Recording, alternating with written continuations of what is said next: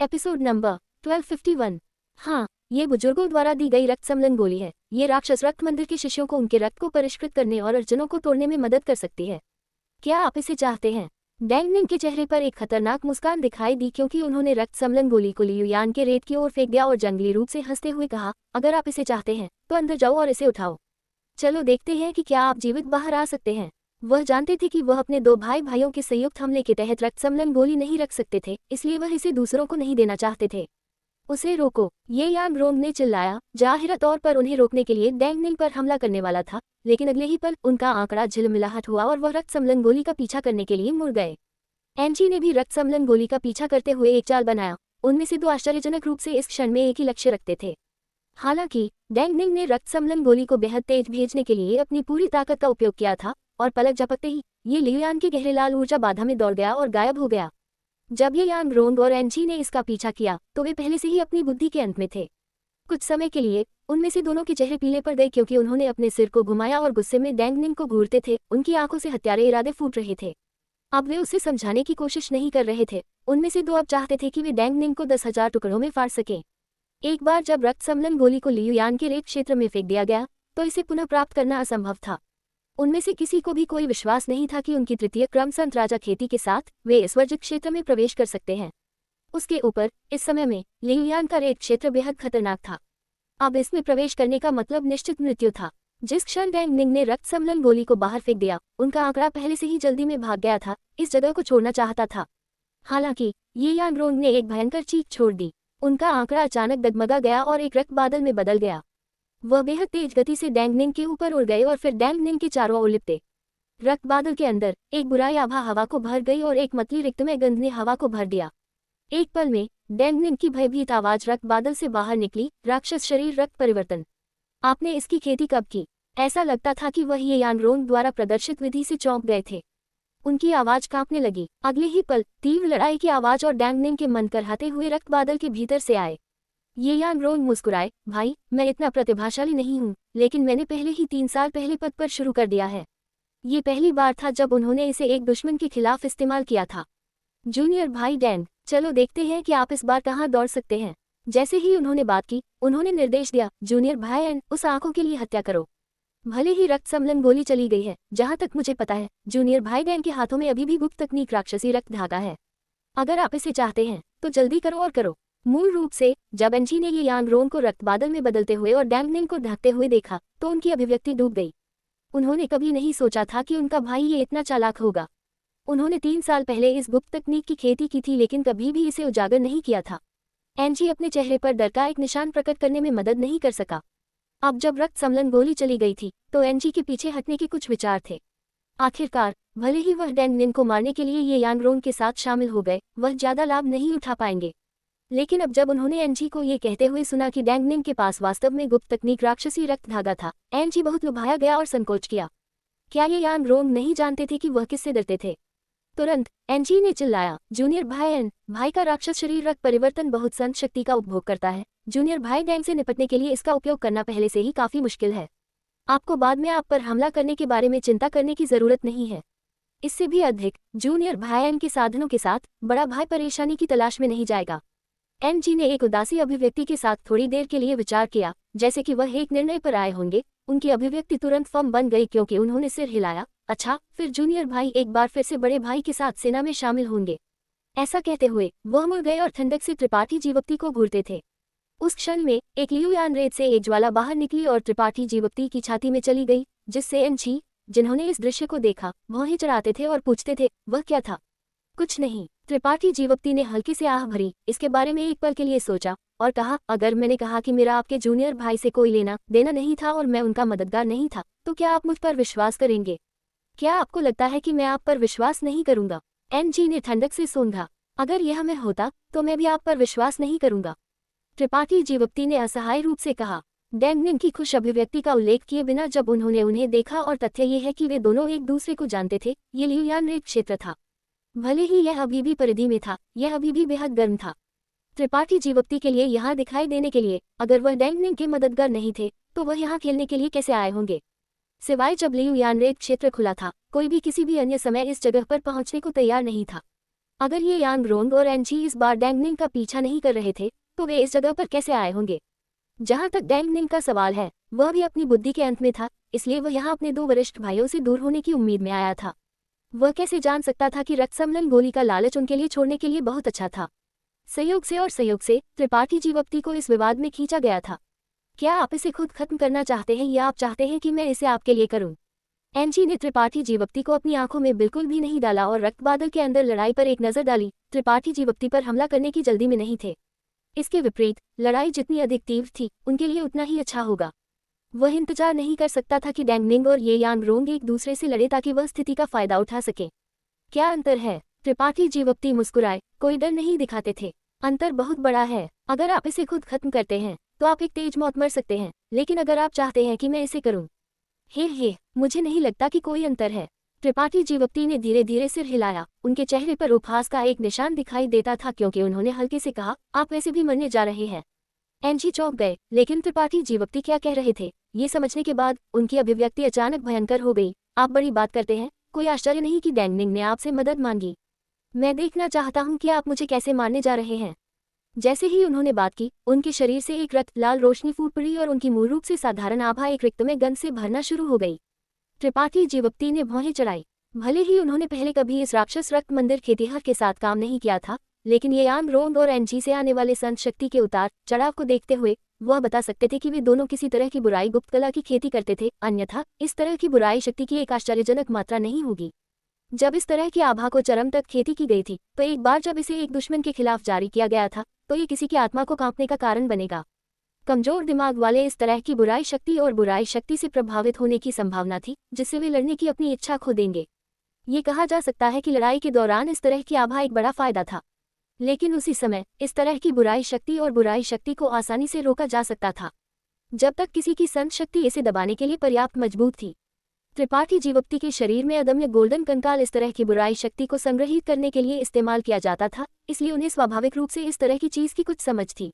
NG ने अपनी आभा जारी करने के बाद उन्होंने हमला नहीं किया और इसके बजाय दिलचस्पी के साथ त्रिपाठी जीवप्ती को घूरते थे, जैसे कि वह अपनी खुद की बुराई शक्ति के तहत कितना भयभीत दिखाई देंगे ये देखना चाहते थे। दूसरे पक्ष की खेती एक मामूली क्षेत्र से उनसे कम थी, इसलिए एनजी को स्वाभाविक रूप से विश्वास था कि वह उन्हें दबा सकते हैं। एक बार जब उन्होंने अपने प्रतिद्वंद्वी को लड़ने की उनकी इच्छा खो दी, तो वह चूहे के साथ खेलने वाली बिल्ली की तरह उनके साथ खेल सकते थे और कुछ समय मार सकते थे। उनकी उम्मीदों के विपरीत जब उन्होंने अपनी बुराई शक्ति एकत्रित की और युवा व्यक्ति पर बमबारी की, तो युवा व्यक्ति की अभिव्यक्ति बिल्कुल नहीं बदली। इसके बजाय उन्होंने एक तिरस्कारपूर्ण अभिव्यक्ति का खुलासा किया। उनके पास उन लोगों की हास्य अभिव्यक्ति नहीं थी जो वह पहले मिले थे। एनजी मदद नहीं कर सका, लेकिन आश्चर्यचकित था। उन्होंने सिर हिलाया और कहा, अच्छा, आपके पास वास्तव में कुछ कौशल हैं। मैंने आपको कम आंका। जैसे ही उन्होंने बात की, उन्होंने अपनी आभा वापस ले ली और उनके शरीर से एक खूनी रोशनी फूट पड़ी, जैसे कि उनके शरीर से खून निकल रहा हो। जल्द ही यह एक रक्त धुंध में संघनित हुआ जो मुड़ा और एक खूनी हाथ में बदल गया, जो सीधी त्रिपाठी जीवप्ती की ओर धकेल दिया गया। असुर रक्त हाथ, राक्षस रक्त मंदिर की एक गुप्त तकनीक जिसे केवल राक्षस रक्त मंदिर के शिष्य ही खेती कर सकते थे। भले ही इसकी शक्ति महान नहीं थी, लेकिन इस खूनी हाथ में शामिल बुराई शक्ति बेहद अजीब थी और इसके खिलाफ रक्षा करना असंभव था। एक बार संक्रमित होने पर किसी का खून उबलता था, जिससे उन्हें मृत्यु से भी बदतर नसीब का सामना करना पड़ता था। राक्षस रक्त मंदिर की सभी गुप्त तकनीकों में आमतौर पर इस तरह का प्रभाव होता था कि रक्षा करना मुश्किल था, इसलिए छायांकित सितारा पर एक औसत खेतिहर जो राक्षस रक्त मंदिर से किसी से मिलता था, वह या तो लड़ने के लिए बहुत आलसी या डरता था, क्योंकि ये बताना संभव नहीं था कि उन्हें कब बड़ा नुकसान होगा। उसी समय जब असुर रक्त हाथ को बाहर धकेल दिया गया था, एनजी ने अपनी 10 उंगलियों को फेंक दिया और रोशनी की एक लाल किरण भेजी जो खूनी हाथ के पीछे छिपी हुई एक रक्त लाल और में बदल गई, एक चुटकी से हमला शुरू करने की तैयारी कर रही थी। एनजी ने एकल झटके से त्रिपाठी जीवप्ती को मारने में सक्षम होने की उम्मीद नहीं की थी। दूसरे पक्ष के प्रदर्शन से यह स्पष्ट था कि वह कमजोर नहीं थे, इसलिए एनजी की योजना त्रिपाठी जीवप्ती की गहराइयों का परीक्षण करना था। जैसे ही खूनी हाथ उनकी ओर उड़ गया, त्रिपाठी जीवप्ती ने बस एक पंच फेंक दिया। उनकी मुट्ठी की चारों ओर काली ज्वालाएं एक झुलसाने वाली आभा देती थी। जब दोनों टकराए तो खूनी हाथ झुलसाने वाले सूरज के नीचे एक स्नोफ्लेक की तरह था, तुरंत काली ज्वालाओं से टूट जाता था। यहाँ तक कि रक्त लाल रोशनी भी काली ज्वालाओं से दब गई थी। खूनी हाथ के बाद आने वाले रक्त लाल और भी त्रिपाठी जीवप्ती को नुकसान पहुंचाने में विफल रहे और आसानी से उनके द्वारा संघनित कई महान स्वर्गीय ढालों से अवरुद्ध हो गए। इस स्थिति को देखकर एनजी की अभिव्यक्ति एक पल के लिए जम गई, इससे पहले कि उन्हें तुरंत एहसास हुआ कि इस द्वितीय क्रम संत राजा की लड़ाई शक्ति उनकी अपनी से कम नहीं थी। संकोच करने की हिम्मत नहीं थी। उन्होंने तुरंत अपना हाथ हिलाया और एक रक्तलाल छोटी कुल्हाड़ी बुलाया। इस छोटी कुल्हाड़ी का एक अजीब आकार था, कुछ हद तक एक कुल्हाड़ी जैसा दिखता था लेकिन एक चाकू की तरह अधिक था। ये रंग में लाल था और एक आश्चर्यजनक हत्यारे आभा देता था। हाथ में छोटी कुल्हाड़ी के साथ एनजी की आभा बढ़ गई क्योंकि उन्होंने अपने हाथ में हथियार को जोर से आगे बढ़ाने से पहले तेजी से झटका दिया। छोटी कुल्हाड़ी से एक रक्त लाल रोशनी निकल गई और एक रक्त लाल ब्लेड में बदल गई जो त्रिपाठी जीवप्ती की ओर दौड़ गया। तुरंत एनजी ने बार बार अपनी छोटी कुल्हाड़ी को हिलाया, एक के बाद एक रक्त लाल ब्लेड भेज दिया। पलक झपकते ही बड़ी संख्या में रक्त लाल ब्लेड एक साथ इकट्ठा हो गए थे और त्रिपाठी जीवप्ती की ओर गोली मार दी। त्रिपाठी जीवप्ती की अभिव्यक्ति गंभीर हो गई क्योंकि वह जानते थे कि उनके प्रतिद्वंद्वी अपनी असली ताकत का उपयोग कर रहे थे। अपने प्रतिद्वंद्वी को कम आंकने की हिम्मत नहीं थी। उन्होंने सीधे अपनी बैंगनी ढाल को बाहर निकाला और उसे अपने सामने रखा। भले ही त्रिपाठी जीवप्ती ने कलाकृति आत्मा को वश में कर लिया था, लेकिन इसकी रक्षात्मक क्षमताओं में अभी भी बहुत कमी आई थी। ये केवल रेत तूफान समारोह का उपयोग करने में असमर्थ था। Episode number 1252। जैसे ही त्रिपाठी जीवप्ती ने अपनी ढाल बुलाई, अनगिनत रक्त ब्लेड पहले ही उनके सामने आ चुके थे। अर्धचंद्राकार ब्लेड ने धरती को हिला देने वाली आवाजों के साथ ढाल पर वार किया। टक्कर के बल ने भी त्रिपाठी जीवप्ती को पीछे धकेल दिया। ये देखकर एनजी की अभिव्यक्ति में न केवल थोड़ी सी खुशी नहीं दिखी, बल्कि इसके बजाय बहुत अधिक गरिमापूर्ण हो गई। क्योंकि उनके प्रतिद्वंद्वी की बैंगनी ढाल मंद दिखती थी, लेकिन यह वास्तव में उनके रक्त ब्लेड को अवरुद्ध करने में सक्षम थी। ये स्पष्ट रूप से एक उच्च श्रेणी की मूल कोटि कलाकृति थी। ये देखकर एनजी ने अपनी छोटी कुल्हाड़ी को और भी जोर से घुमाना शुरू कर दिया। जैसे ही उन्होंने अपनी छोटी कुल्हाड़ी घुमाई, ऐसा लगा कि इससे एक रहस्यमय बल निकल रहा है, जो बैंगनी ढाल द्वारा अवरुद्ध रक्त ब्लेड को सभी दिशाओं से त्रिपाठी जीवप्ती की ओर वापस खींच रहा है। जीवन शक्ति नियंत्रण। त्रिपाठी जीवप्ती की भौहें तन गईं, लेकिन उन्होंने जल्दी से इस विचार को खारिज कर दिया, क्योंकि यह एनजी स्पष्ट रूप से कोई जीवन शक्ति नियंत्रण तकनीक नहीं समझते थे। तथ्य यह है कि इस रक्त ब्लेड को दिशा बदलने के लिए उनके द्वारा हेरफेर किया जा सकता था। ये एक कलाकृति की शक्ति होनी चाहिए। इसे समझते हुए त्रिपाठी जीवप्ती ने धीरे से आह भरी। त्रिपाठी जीवप्ती इस सब समय की रक्षा कर रहे थे क्योंकि वह देखना चाहते थे कि इस राक्षस रक्त मंदिर शिष्य के पास किस तरह के चौंकाने वाले साधन थे। आखिरकार उन्हें भविष्य में छायांकित सितारा पर रहना था और इन मूल खेतीहरों के खिलाफ लड़ना होगा ताकि खुद को तैयार किया जा सके अगर वह भविष्य में इन ताकतों में से किसी एक से एक खेतीहर का सामना करते हैं। लेकिन त्रिपाठी जीवप्ती को कैसे पता चल सकता था कि भले ही यह एनजी एक तृतीय क्रम संत राजा थे, उनकी संत शक्ति अशुद्ध थी, और भले ही उन्होंने जो तरीके इस्तेमाल किए वे कुछ अजीब थे, उन्होंने उन्हें कोई खतरा नहीं दिया। तुरंत त्रिपाठी जीवप्ती ने जांच में सभी रुचि खो दी और अपनी बैंगनी ढाल को दूर रखा, खुद को अनगिनत रक्त ब्लेड के संपर्क में लाया। ये देखकर एनजी बहुत खुश हुए। हालांकि वह नहीं समझते थे कि त्रिपाठी जीवप्ती ने बचाव क्यों छोड़ दिया था। उन्हें पता था कि यह अवसर अब या कभी नहीं था, इसलिए उन्होंने अपनी छोटी कुल्हाड़ी को भयंकर रूप से हिलाया। अनगिनत रक्त ब्लेड को त्रिपाठी जीवप्ती को गंभीर नुकसान पहुंचाने के प्रयास में घेरने का निर्देश दिया। त्रिपाठी जीवप्ती ने उदासीनता से उन्हें घूरा। जिस क्षण रक्त ब्लेड ने उनके शरीर को छुआ, उनके शरीर से एक जेट काला दानवी ज्वाला फूट पड़ी। ये दानवी ज्वाला बेहद गर्म थी और जैसे ही ये दिखाई दी, कई दर्जन मीटर के दायरे में तापमान तेजी से बढ़ गया। जैसे ही रक्त ब्लेड ने दानवी ज्वाला को छुआ, वे तुरंत पिघल गए। ये दानवी ज्वालाओं में बिल्कुल भी कटौती नहीं कर सका। एनजी चौंक गए, लेकिन इससे पहले कि वह कोई कदम उठा पाते, त्रिपाठी जीवप्ती पहले ही बिजली के बोल्ट की तरह उनकी तरफ दौड़ चुके थे। एक पल के लिए गहरे काले दानवी ज्वालाओं की शक्ति बढ़ गई। इसने सीधे एनजी को उसमें लपेट दिया। लड़ाई और चीखों की आवाज सुनी जा सकती थी। एनजी की चीखें घबराहट और डर के साथ मिली हुई थी। इस प्रतिद्वंद्वी की काली लपटें उनकी दुष्ट संत शक्ति को रोकने लगती थी। अपने प्रतिद्वंद्वी की आभा में ढके होने के कारण एनजी अपनी ताकत का ज्यादा प्रदर्शन नहीं कर सके। अगर यह उनकी एक -2 रक्षात्मक कलाकृतियों के लिए नहीं होता, तो एनजी को एक पल में मार दिया जाता। एक द्वितीय क्रम संत राजा। एनजी पूरी तरह से हक्का बक्का रह गए। क्या ये भेस में एक शून्य में वापसी कोटि खेतीहर हो सकता है? जबकि त्रिपाठी जीवप्ती और एनजी लड़ रहे थे, ये यांग रोंग और डैंगनिंग भी जीवन या मृत्यु की लड़ाई में लगे हुए थे। डैंगनिंग रक्त बादल में लपेटे हुए थे और अपने सभी साधनों का उपयोग कर रहे थे। वह मुश्किल से खुद को बचाने में सक्षम थे, लेकिन वह अपने प्रतिद्वंद्वी को केवल आधी अगरबत्ती के लायक समय के लिए देरी कर सकते थे। आधी अगरबत्ती के लायक समय के बाद डैंगनिंग को लगा कि वह बर्बाद हो गए हैं। उनके जूनियर भाई की दानव भगवान परिवर्तन रक्त गुप्त तकनीक एक अत्यंत उच्च स्तर पर पहुंच गई थी और वह कुछ ऐसा नहीं था जिसका वह विरोध कर सकते थे। जैसे ही डैंगनिंग घबरा रहे थे, ये यांग रोंग ने अचानक रक्त बादल की कुछ शक्ति वापस ले ली, जिससे डैंगनिंग पर दबाव बहुत कम हो गया। अति प्रसन्न होकर डैंगनिंग ने तुरंत अपनी कुछ गति को वापस पाने के लिए अपने सभी साधनों का उपयोग किया। उसी समय ये यांग रोंग की आवाज रक्त बादल से गुजरी, जूनियर भाईन, तुम क्या कर रहे हो? जल्दी करो और उस आदमी को मारो और मदद के लिए आओ। हालांकि उन्होंने एनजी की चीखों को सुना, ये यांग रोंग ने सोचा कि एनजी जानबूझकर समय को रोक रहे थे ताकि उन्हें और डैंगनिंग दोनों को भारी नुकसान उठाना पड़े। उन्हें क्या पता नहीं था कि एनजी के पास इस समय उनके सवाल का जवाब देने का भी समय नहीं था। उनका चेहरा बेहद पीला पड़ गया था क्योंकि उन्हें त्रिपाठी जीवक्ति द्वारा पीटा जा रहा था। ये ठीक इसलिए था क्योंकि ये यांग रोंग बहुत संदिग्ध थे कि उन्होंने डैंग निंग से निपटने के लिए अपनी पूरी ताकत का उपयोग नहीं किया। इसके बजाय डैंग निंग की विरासत के लिए एनजी के साथ प्रतिस्पर्धा करने के लिए कुछ ताकत बचाई। कुछ समय के लिए एक अजीब माहौल ने दो युद्ध के मैदानों को भर दिया। एक पक्ष अपनी पूरी ताकत का उपयोग करने के लिए तैयार नहीं था जबकि दूसरा पक्ष अत्यधिक पसीना बहा रहा था। लेकिन जल्द ही स्थिति स्पष्ट हो गई। एनजी और त्रिपाठी जीवक्ति के आधे कप चाय के लायक समय तक लड़ने के बाद एनजी ने एक दयनीय रोना छोड़ दिया और उनकी आकृति को पीछे की ओर उड़ते हुए भेजा गया जैसे कि उन्हें एक भारी झटका लगा हो। हवा के बीच में एक ऊंट रक्त उगलते हुए उनका चेहरा राख जैसा था क्योंकि उनकी आंखें डर से भर गई थी। जिस क्षण एनजी पीछे की ओर उड़ गए, त्रिपाठी जीवक्ति की आकृति भी पीछे से बारीकी से चली गई। इससे पहले कि वह जमीन पर गिरते, उनके सीने में मुक्का मारने से पहले इंतजार नहीं किया। एनजी के पास दिल को दहला देने वाली चीख निकालने का ही समय था, इससे पहले कि उनकी छाती अंदर चली गई और उनकी आंखों ने धीरे धीरे अपनी रोशनी खो दी। इसके तुरंत बाद उनका शरीर हवा के बीच में फट गया।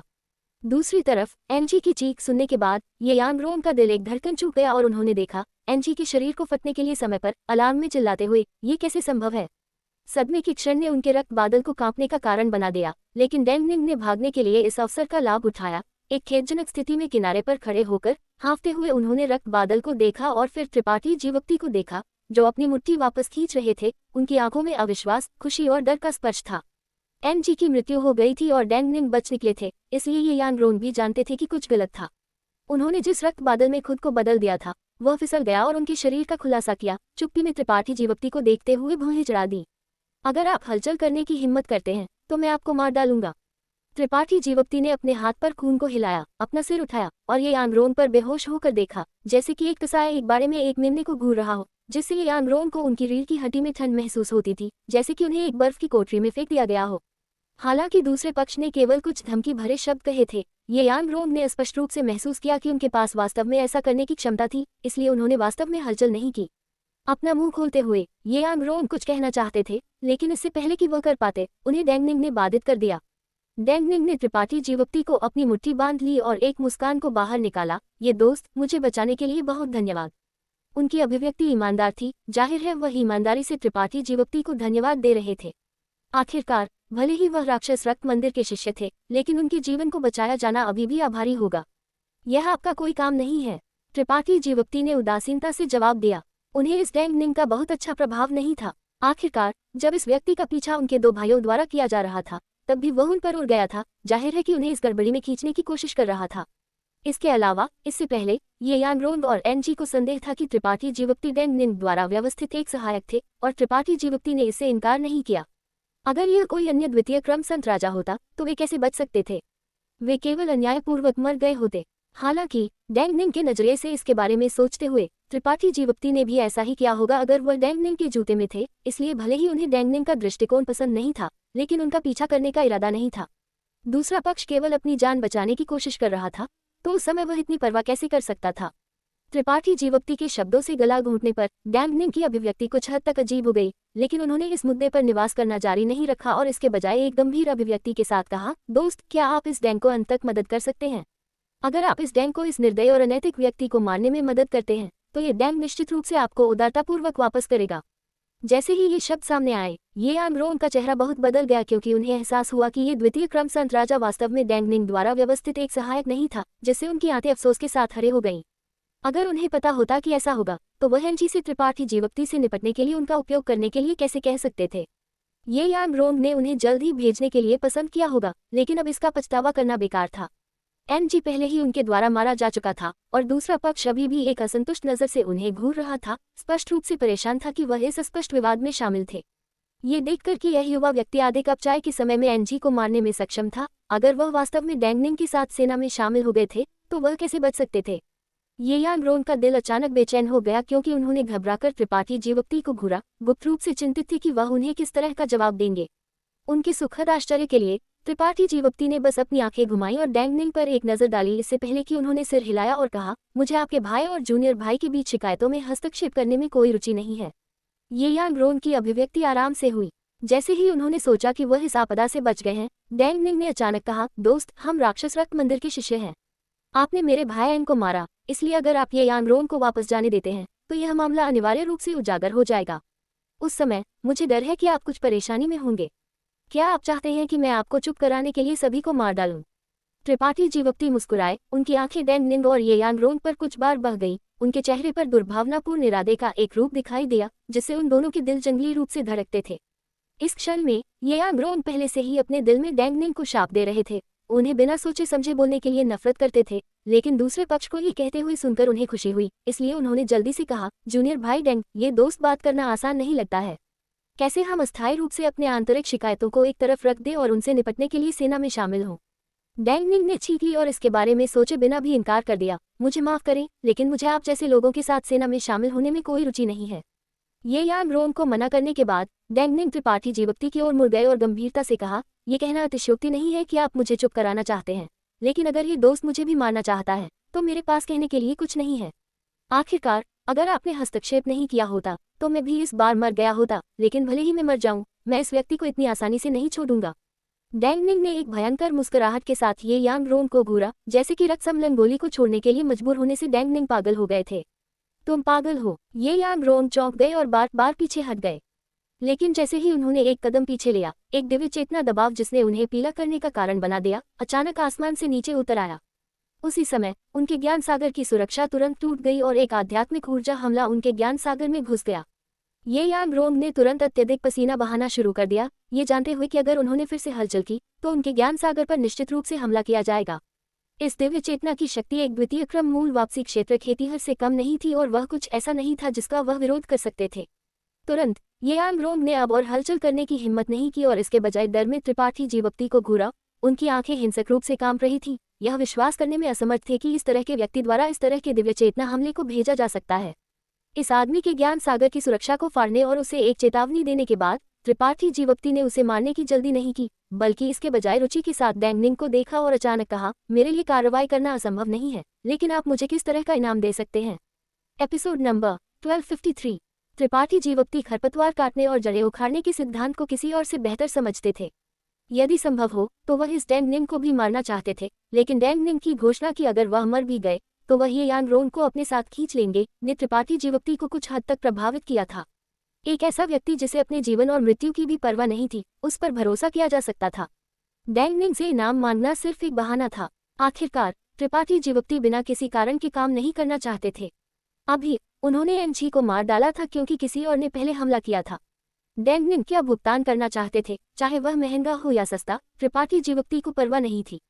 हालांकि त्रिपाठी जीवप्ती को ये कहते हुए सुनकर डैंग निंग का चेहरा चमक उठा और उन्होंने एक पल के लिए ध्यान से सोचा, इससे पहले कि जल्दी से कहा, राक्षसी रक्त धागा गुप्त तकनीक, मुझे आश्चर्य है कि क्या ये दोस्त रुचि रखता है।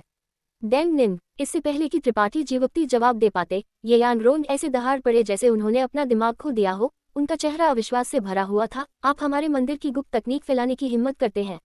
क्या आप जानते हैं कि अगर बुजुर्गों को इसका पता चलता है तो आपके साथ क्या होगा? डैंग निंग ने अपना सिर घुमाया और उन पर ठंडक से मुस्कुराए। ये किसी की आत्मा को परिष्कृत करने से ज्यादा कुछ नहीं है, इतना उपद्रव करने के लिए क्या है? डैंग निंग की उदासीन अभिव्यक्ति ने ये यांग रोंग को कुछ देर के लिए अवाक कर दिया। डैंग निंग ने फिर से अपना सिर हिलाया और मुस्कुराए। इसके अलावा जब तक भाई ये यहाँ मर जाते हैं, कौन जानेगा कि मैंने हमारे मंदिर की गुप्त तकनीक फैला दी। ये यांग रोंग का चेहरा अचानक पीला पड़ गया क्योंकि उन्हें एहसास हुआ कि डैंग निंग उनसे कितनी नफरत करते थे। यहाँ तक कि राक्षस रक्त मंदिर के नियमों का उल्लंघन करने और उन्हें मदद करने के लिए इस व्यक्ति को लुभाने के लिए अपनी राक्षसी रक्त धागा गुप्त तकनीक का उपयोग करने के लिए भी जा रहे थे।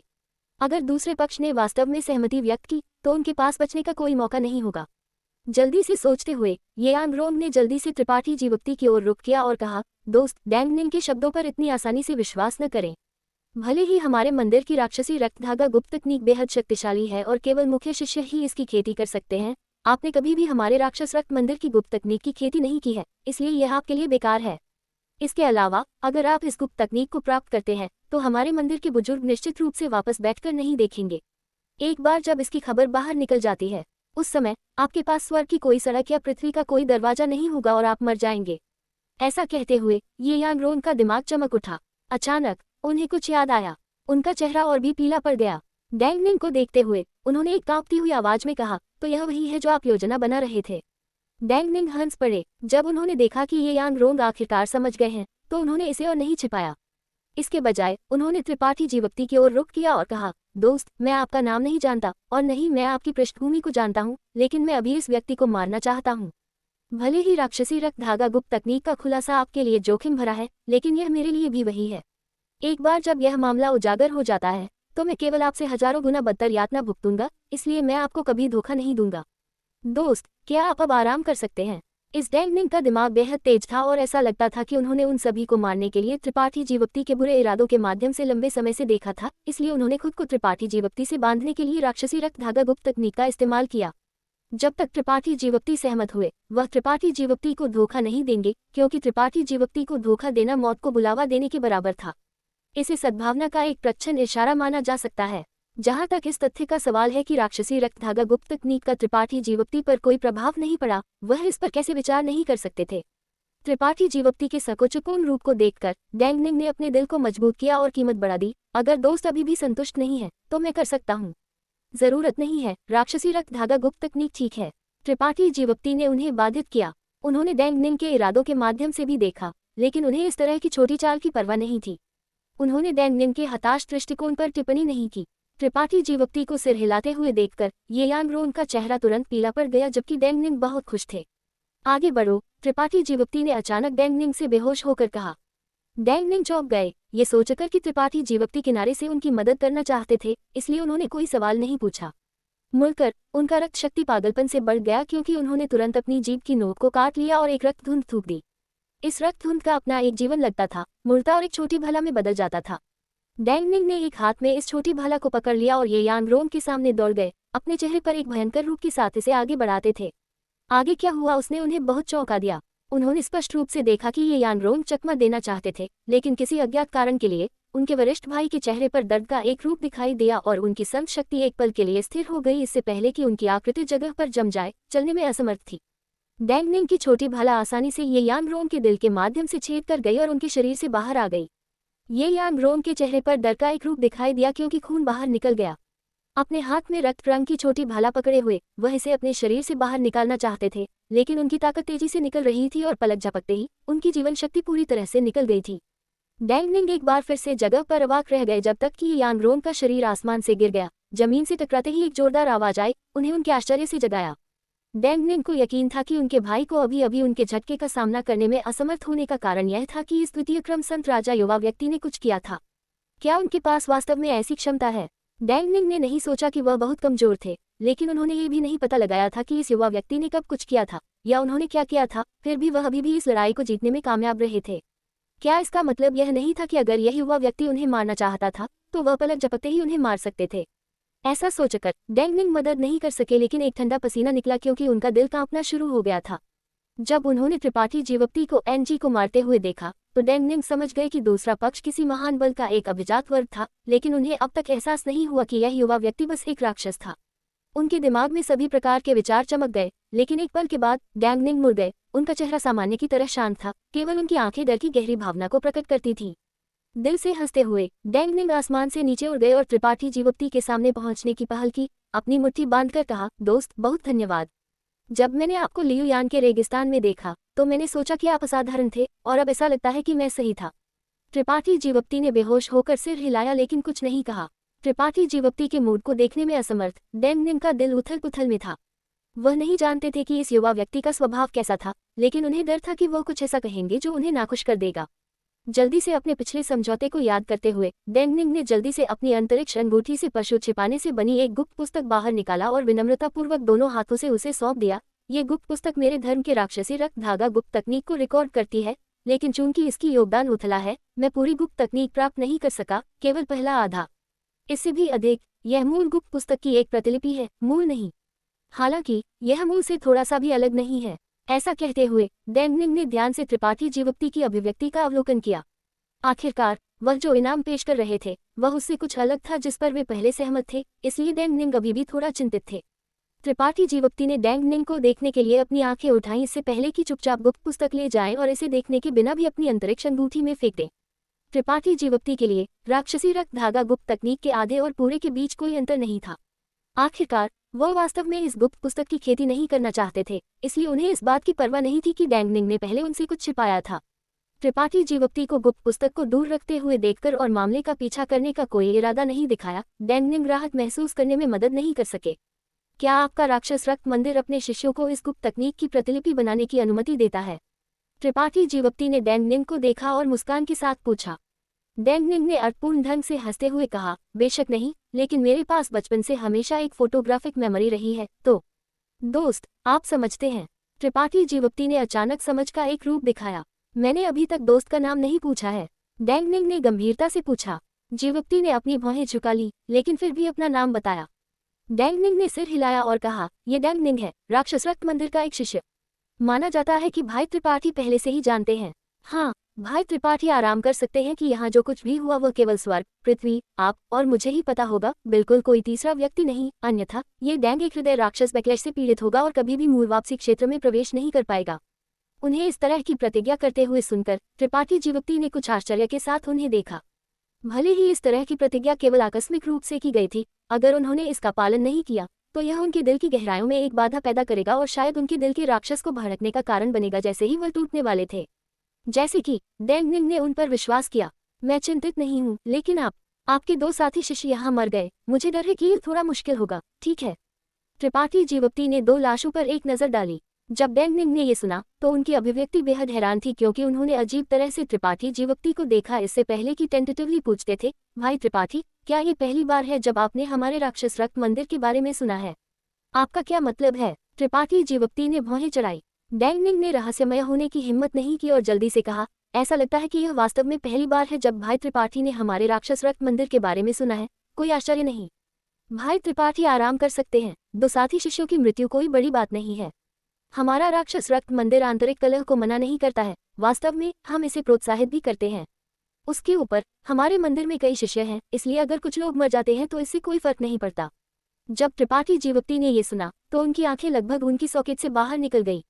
निश्चित रूप से ये दुनिया इतनी बड़ी थी कि कुछ भी नहीं मिल सकता था जो नहीं मिल सकता था। इस तरह का एक अस्थिर पंथ कैसे हो सकता था? इससे भी अधिक, ये वास्तव में अब तक जीवित रहने में सक्षम था। डैंग निंग का चैटर बॉक्स खुल गया। लगता था हमारे मंदिर में मूल रूप से हर 5 साल में एक छोटा सा विघटन और हर 10 साल में एक प्रमुख विघटन होता है। हर बार यह एक आंतरिक विवाद होता है और हर बार खून एक नदी की तरह बहता है और कई लोग मर जाते हैं। यह एक तथ्य है जो पूरे छायांकित सितारा में अच्छी तरह से जाना जाता है। फिर भी आप अभी तक क्यों नहीं मिटाए गए हैं? त्रिपाठी जीवप्ती ने जिज्ञासावश पूछा। भाई त्रिपाठी को मजाक करना चाहिए। डैंग निंग का मुंह झुक गया, क्योंकि हमारे मंदिर की गुप्त कला अधिक हत्या को प्रोत्साहित करती है। इसके अलावा आंतरिक कलह उन लोगों की ताकत को बहुत बढ़ा सकती है जो जीवित रहते हैं। प्रत्येक आंतरिक कलह के बाद हमारे मंदिर के अनगिनत शिष्य अपनी जंजीरों को तोड़ देंगे और अगले क्षेत्र में प्रवेश करेंगे, इसलिए हमारे मंदिर का विनाश पहले कभी नहीं हुआ है। डैंग निंग ने अनिवार्य रूप से मुस्कुराया, क्योंकि उन्होंने धैर्यपूर्वक समझाया। त्रिपाठी जीवप्ती भ्रमित थे और पूछना जारी रखने की परवाह नहीं करते थे। इसके बजाय पूछते थे, तो यह आपका राक्षस रक्त मंदिर का क्षेत्र है? हाँ। ये दिव्य लीलाधर औषधि केंद्र से कितना दूर है? दिव्य लीलाधर औषधि केंद्र। जब उन्होंने ये सुना तो डैंग निंग चौंक गए, लेकिन तुरंत समझ गए, तो भाई त्रिपाठी छाया चंद्रमा हॉल के एक शिष्य हैं।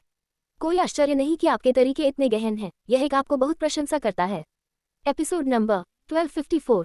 त्रिपाठी जीवप्ती को दिव्य लीलाधर औषधि केंद्र के बारे में पूछते सुनकर डैंग निंग ने स्पष्ट रूप से गलत समझ लिया और सोचा कि वह छाया चंद्रमा हॉल के शिष्य थे।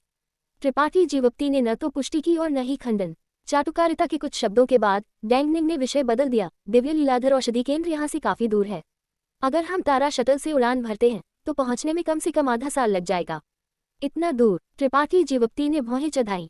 उन्हें पता था कि छायांकित सितारा काफी बड़ा था, क्योंकि जब उनका स्वर्ण रक्त अभी बना था तो उन्होंने स्वर्ण रक्त की एक बूंद को पूरे छायांकित सितारा के चारों ओर उड़ने के लिए प्रेरित किया था। यहाँ तक कि उनके स्वर्ण रक्त के साथ भी उन्हें गोल यात्रा करने में काफी समय लग गया था, लेकिन अब उन्हें यहाँ से दिव्य लीलाधर औषधि केंद्र तक वापस उड़ने में आधा साल लग जाएगा। आधे साल के समय के साथ वह बहुत कुछ कर सकते थे। त्रिपाठी जीवप्ती की अभिव्यक्ति देखकर डैंग निंग तुरंत चुप हो गए, लेकिन जल्द ही उनकी भान पर संघर्ष का एक निशान चमक गया, क्योंकि उन्होंने अपने दांत पीस लिए और कहा, हालांकि अगर हम 10,000 किलोमीटर दूर राक्षस रक्त शहर में अंतरिक्ष व्यू का उपयोग करते हैं तो हम बहुत समय बचा सकते हैं। राक्षस रक्त शहर का अंतरिक्ष व्यू सीधे दिव्य लीलाधर औषधि केंद्र से जुड़ा नहीं है, लेकिन इसका उपयोग ब्लूस्टोन सिटी नामक एक जगह पर टेलीपोर्ट करने के लिए किया जा सकता है, जो महान अग्नि मंदिर का क्षेत्र है। ब्लूस्टोन सिटी से दिव्य लीलाधर औषधि केंद्र तक इसमें केवल 1 महीना लगेगा। बेशक, अगर भाई त्रिपाठी महान अग्नि मंदिर के एक मुख्य शिष्य को जानते हैं और एक जमानतदार ढूंढ सकते हैं, तो आप सीधे ब्लूस्टोन सिटी के अंतरिक्ष व्यू का उपयोग दिव्य लीलाधर औषधि केंद्र में टेलीपोर्ट करने के लिए कर सकते हैं। राक्षस रक्त शहर का अंतरिक्ष व्यू ब्लूस्टोन सिटी से जुड़ा हुआ है। त्रिपाठी जीवप्ती ने भौहें उठाई। हाँ, क्योंकि हमारे राक्षस रक्त मंदिर और महान अग्नि मंदिर के बहुत सारे व्यावसायिक संबंध हैं। दो मंदिरों के शिष्य आमतौर पर काफी करीब होते हैं और अक्सर जीवन के अनुभव के लिए बाहर जाने के लिए सहयोग करते हैं, डैंग निंग ने मुस्कान के साथ समझाया। डैंग निंग ने तब पूछा, अगर यह भाई त्रिपाठी के लिए सुविधाजनक है तो आप मेरे साथ राक्षस रक्त शहर क्यों नहीं जाते? ये एक राक्षस रक्त मंदिर का एक मुख्य शिष्य भी है, इसलिए मेरे लिए अंतरिक्ष व्यूह के व्यक्तिगत उपयोग की गारंटी देना कोई समस्या नहीं होनी चाहिए। ये सुनकर त्रिपाठी जीवप्ती सुखद रूप से आश्चर्यचकित थे। गुप्त रूप से सोच रहे थे कि डैंग निंग के जीवन को बख्शना अभी भी उपयोगी था, लेकिन सतह पर वह शांत रहे और हल्के से पूछा, आपके अंतरिक्ष व्यूह का उपयोग करने की कीमत क्या है? डैंग निंग ने जल्दी से अपना हाथ हिलाया, भाई त्रिपाठी को मजाक करना चाहिए। इस बार मैं भाई त्रिपाठी का जीवन बचाने का आभार मानता हूँ। ये डैंग उन्हें कैसे चुकाना है इसके बारे में चिंतित था, लेकिन अब जब इस डैंग के लिए उनका एक उपयोग है तो ये डैंग बहुत खुश है। मैं भाई त्रिपाठी को कोई कीमत चुकाने के लिए कैसे कह सकता हूँ? इससे भी अधिक, ये केवल एक बार अंतरिक्ष व्यूह का उपयोग कर रहा है, यह कोई बड़ी बात नहीं है। ये है, अगर भाई त्रिपाठी, अगर यह है आप नहीं कर सकते, ये डैंग निंग करेगा। डैंग निंग ने अपने त्रिपाठी जीवप्ती को थपथपाया। ऐसा लगा कि त्रिपाठी जीवप्ती ने एनजी को मार डाला और ये यांग रोन को मारने में उनकी मदद करने से वास्तव में उन्हें उनसे दोस्ती करना चाहते थे, इसलिए उन्होंने इन शब्दों को बोलते समय कोई बनावट नहीं डाली, इसके बजाय काफी वीरतापूर्ण लग रहा था। आप बहुत विनम्र हैं। डैंग निंग ने देखा कि त्रिपाठी जीवप्ती का उनके प्रति रवैया बदल गया था और वह भी अच्छे मूड में थे, गुप्त रूप से महसूस कर रहे थे कि यह लेनदेन कोई नुकसान नहीं था। उन्होंने न केवल दूसरे पक्ष के उपकार को चुकाया था, बल्कि उन्हें कुछ लाभ भी हुआ था। भाई त्रिपाठी, कृपया एक पल प्रतीक्षा करें, मैं जाकर उस बेशर्म आदमी के शरीर से निपटूंगा, डैंग निंग ने जल्दी से बाहर निकलने से पहले कहा। किसी को मारने के बाद शरीर और सभी सबूतों को नष्ट करना स्वाभाविक था। त्रिपाठी जीवप्ती इस तरह की चीज से परिचित थे, इसलिए बेशक वह कुछ नहीं कहेंगे। हालांकि डैंग निंग के जाने के बाद त्रिपाठी जीवप्ती ने एक अजीब रूप के साथ अपनी छाती को रगड़ा। उनकी छाती पर छोटी कलाकृति परिष्कृत भट्ठी थी, लेकिन अब मूल रूप से खाली कलाकृति परिष्कृत भट्ठी के अंदर एक गहरे लाल रंग की गोली थी जो एक ऊंची रक्त शक्ति को बाहर निकालती थी। यह रक्त समलन गोली थी जिसे डैंग निंग ने लियू यान रेत में फेंक दिया था। राक्षस रक्त मंदिर के इन 3 संत राजा क्षेत्र भाइयों ने इस खजाने पर लड़ने में संकोच नहीं किया था। त्रिपाठी जीवप्ती स्वाभाविक रूप से उत्सुक थे, इसलिए जब डैंग निंग ने रक्त समलन गोली फेंक दी तो त्रिपाठी जीवप्ती ने तुरंत कलाकृति आत्मा को वापस जाने के लिए कहा और चुपचाप इसे लपेट लिया। अन्य लोग लियू यान रेत में प्रवेश नहीं कर सकते थे, लेकिन इसका मतलब यह नहीं था कि कलाकृति आत्मा नहीं कर सकती थी। कलाकृति आत्मा खुद पृथ्वी फेफड़े अग्निकुंड की कोर अग्नि विशेषता कलाकृति आत्मा से पैदा हुई थी और हजारों सालों तक उस पत्थर के कमरे में भुना गया था, तो ये लियू यान रेत की गर्मी की परवाह कैसे कर सकती थी? आग की लकीर जो एनजी ने त्रिपाठी जीवप्ती की छाती में उड़ते हुए देखी थी, वह कलाकृति आत्मा थी जो सफलतापूर्वक रक्त समलन गोली प्राप्त करने के बाद वापस आ गई थी। भले ही एनजी ने ध्यान से जांच नहीं की थी, लेकिन रक्त समलन गोली में शामिल ऊंची रक्त शक्ति से ये स्पष्ट था कि इस तरह की चीज को परिष्कृत करना रक्त बलिदान के समान कुछ था। उसके ऊपर इस गोली में बहुत अधिक दुर्भावनापूर्ण शक्ति भी शामिल थी, इसलिए ये कुछ ऐसा नहीं था जिसे कोई भी ले सकता था। ये संभावना थी कि केवल राक्षस रक्त मंदिर के शिष्यों के लिए ही यह बहुत उपयोगी होगा। इस तरह की दुर्भावनापूर्ण शक्ति राक्षस रक्त मंदिर के शिष्यों के लिए हानिकारक नहीं थी और इसके बजाय उन्हें अपनी खेती में सुधार करने में मदद कर सकती थी। त्रिपाठी जीवप्ती ने कलाकृति आत्मा को इसे वापस लेने के लिए कहा था क्योंकि वह एक रसायनविद थे और उत्सुकता से बाहर इसका अध्ययन करना चाहते थे, और कुछ नहीं। जैसे ही त्रिपाठी जीवप्ती इस मामले पर विचार कर रहे थे, डैंग निंग ये यांग रोन के शरीर के सामने पहुंच गए थे। त्रिपाठी जीवप्ती को जो उम्मीद थी उसके विपरीत डैंग निंग ने सीधे लाश को नष्ट नहीं किया। इसके बजाय डैंग निंग लाश के सामने क्रॉस लेग बैठ गए और ऐसा करने के लिए किसी तरह की गुप्त तकनीक का इस्तेमाल किया। जल्द ही ये यांग रोन के शरीर के चारों ओर रक्त शक्ति बढ़ने के कारण हवा में विलाप और चीखने की एक लहर भर गई। लगभग आधे घंटे बाद ये यांग रोन का शरीर हड्डियों के ढेर में कम हो गया, जबकि डैंग निंग ने रक्त समलन गोली के समान एक गहरे लाल रंग की गोली बाहर निकाली। डैंग निंग ने इस गोली को एक संतुष्ट अभिव्यक्ति के साथ देखा, इससे पहले कि इसे अपनी अंतरिक्ष अंगूठी में संग्रहित किया जाए, जैसे कि उन्होंने एक महान फसल हासिल की हो। तभी उन्होंने हड्डियों के ढेर को स्मिथरेन्स में तोड़ दिया। ये यांग रोन और एनजी के जमीन पर गिरे हुए अंतरिक्ष अंगूठी को उठाने की पहल करते हुए डैंग निंग वापस चले गए। जब उन्होंने पाया कि त्रिपाठी जीवप्ती एक अजीब अभिव्यक्ति के साथ उन्हें देख रहे थे, डैंग निंग अजीब तरह से मुस्कुराए और समझाया, भाई त्रिपाठी को मजाक करना चाहिए। मैं भाई त्रिपाठी से इसे नहीं छिपाऊंगा। राक्षस रक्त मंदिर के शिष्यों के लिए उनके साथी पंथ सदस्य सभी जीवित मानव दवाएं हैं जो उन्हें अपनी खेती में सुधार करने में मदद कर सकती हैं, इसलिए पंथ अंतर्विरोध को मना नहीं करता है। जीवप्ती त्रिपाठी ने अपनी थोड़ी को रगड़ा, अत्यधिक पसीना आया। तो आप कह रहे हैं कि मैंने आपको इस तरह की गोली बर्बाद कर दी? उन्होंने एनजी के शरीर को स्मिथरेन्स में तोड़ दिया था, इसलिए डैंग निंग स्वाभाविक रूप से एनजी की लाश का उपयोग इस तरह की गोली को परिष्कृत करने के लिए नहीं कर सकते थे। इससे कोई फर्क नहीं पड़ता, इससे कोई फर्क नहीं पड़ता। ये डैंग पहले से ही वर्तमान फसल से बहुत संतुष्ट है। आखिरकार भले ही पंथ अंतर्विरोध को मना नहीं करता है, लेकिन एक ही स्तर के एक खेतीहर को मारना बेहद मुश्किल है। कौन जानता है कि आप कब बुरी तरह से विफल होंगे। ऐसे अनगिनत लोग हैं जो पंथ में साथी शिष्यों द्वारा जवाबी हमलों से मर गए हैं। इसलिए भले ही पंथ इसे मना नहीं करता है, अगर बहुत अधिक घर्षण नहीं है तो हम आसानी से कार्य नहीं करेंगे। डैंग निंग ने त्रिपाठी जीवक्ति के साथ बहस करने की हिम्मत नहीं की और जल्दी से विषय बदल दिया। ये मेरे दो भाइयों की अंतरिक्ष अंगूठी है। अंदर कुछ अच्छी चीजें होनी चाहिए, लेकिन ये चीजें शायद भाई त्रिपाठी के लिए बेकार हैं। हालांकि त्रिपाठी जीवक्ति अंदर संत क्रिस्टल का उपयोग कर सकते हैं। उनके पास बहुत सारे संत क्रिस्टल हैं, कम से कम कुछ लाख। त्रिपाठी जीवक्ति ने उसकी ओर देखा और अपना हाथ हिलाया। जरूरत नहीं है, आप इन दो अंतरिक्ष अंगूठी को अपने लिए रख सकते हैं। इसे अपने राक्षस रक्त शहर के अंतरिक्ष व्यूह का उपयोग करने के लिए मेरा भुगतान माने। डैंग निंग ने जानबूझकर अपने साथी पंथ भाइयों को याद दिलाया था कि ये चीजें त्रिपाठी जीवक्ति के लिए बेकार थी, तो त्रिपाठी जीवक्ति कैसे नहीं जानते थे कि वह क्या सोच रहे थे। जहां तक लाखों संत क्रिस्टल का सवाल है, त्रिपाठी जीवक्ति ने उन्हें अपनी आंखों में नहीं डाला, इसलिए उन्होंने बस उन्हें उदारतापूर्वक डैंग निंग को दे दिया। निश्चित रूप से डैंग निंग बहुत खुश थे और विनम्रतापूर्वक कुछ बार इनकार कर दिया, लेकिन उनमें से कोई भी त्रिपाठी जीवक्ति के जितना अच्छा नहीं था। अंत में उन्होंने खुशी से उन्हें दूर रख दिया और यहाँ तक कि अपनी उंगली पर दो अंतरिक्ष अंगूठी भी पहनी, जैसे कि उन्हें इस बात की परवाह नहीं थी कि दूसरे जानते थे कि उन्होंने अपने दो साथी पंथ भाइयों को मार डाला था। इस मामले के तय होने के साथ डैंग निंग और त्रिपाठी जीवक्ति ने अपने तारा शटल बुलाए और 10,000 किलोमीटर दूर राक्षस रक्त शहर की ओर उड़ गए। रास्ते में डैंग निंग ने जानबूझकर त्रिपाठी जीवक्ति से बात की, छाया चंद्रमा हॉल में उनकी स्थिति के बारे में पूछने की कोशिश की, लेकिन त्रिपाठी जीवक्ति बहुत कठोर होंठ वाले थे, तो डैंग निंग आसानी से कैसे पता लगा सकते थे। हालांकि विषय को जल्दी से त्रिपाठी जीवक्ति ने बदल दिया। थोड़ी देर के लिए बातचीत करने के बाद त्रिपाठी जीवक्ति ने आखिरकार समझा कि जब उन्होंने उन्हें लियुयान रेत में देखा था तो उन्हें स्पष्ट रूप से क्यों लग रहा था कि उन्होंने उनकी आवाज कहीं पहले सुनी थी। ये पता चला कि उन दोनों ने लियुयान रेत खुलने से पहले दिव्य लीलाधर औषधि केंद्र में आयोजित खजाने की ट्रोव मंडप नीलामी में भाग लिया था। उस नीलामी में डैंग निंग ने राक्षस रक्त पंथ के बुजुर्गों की ओर से कई बार बोली लगाई थी। विषय तुरंत उस नीलामी की भव्यता में बदल गया। डैंग निंग ने उस नीलामी में अंतहीन खजानों की बहुत प्रशंसा की। उनके चेहरे पर लालसा का एक रूप दिखाई दिया। उन्हें क्या पता था कि सबसे मूल्यवान वस्तुएं वास्तव में सभी त्रिपाठी जीवक्ति द्वारा नीलाम की गई थी। जैसे ही जोड़ी ने रास्ते में बातचीत की, समय जल्दी से बीत गया और जल्द ही त्रिपाठी जीवक्ति की दृष्टि के क्षेत्र में एक शानदार शहर दिखाई दिया।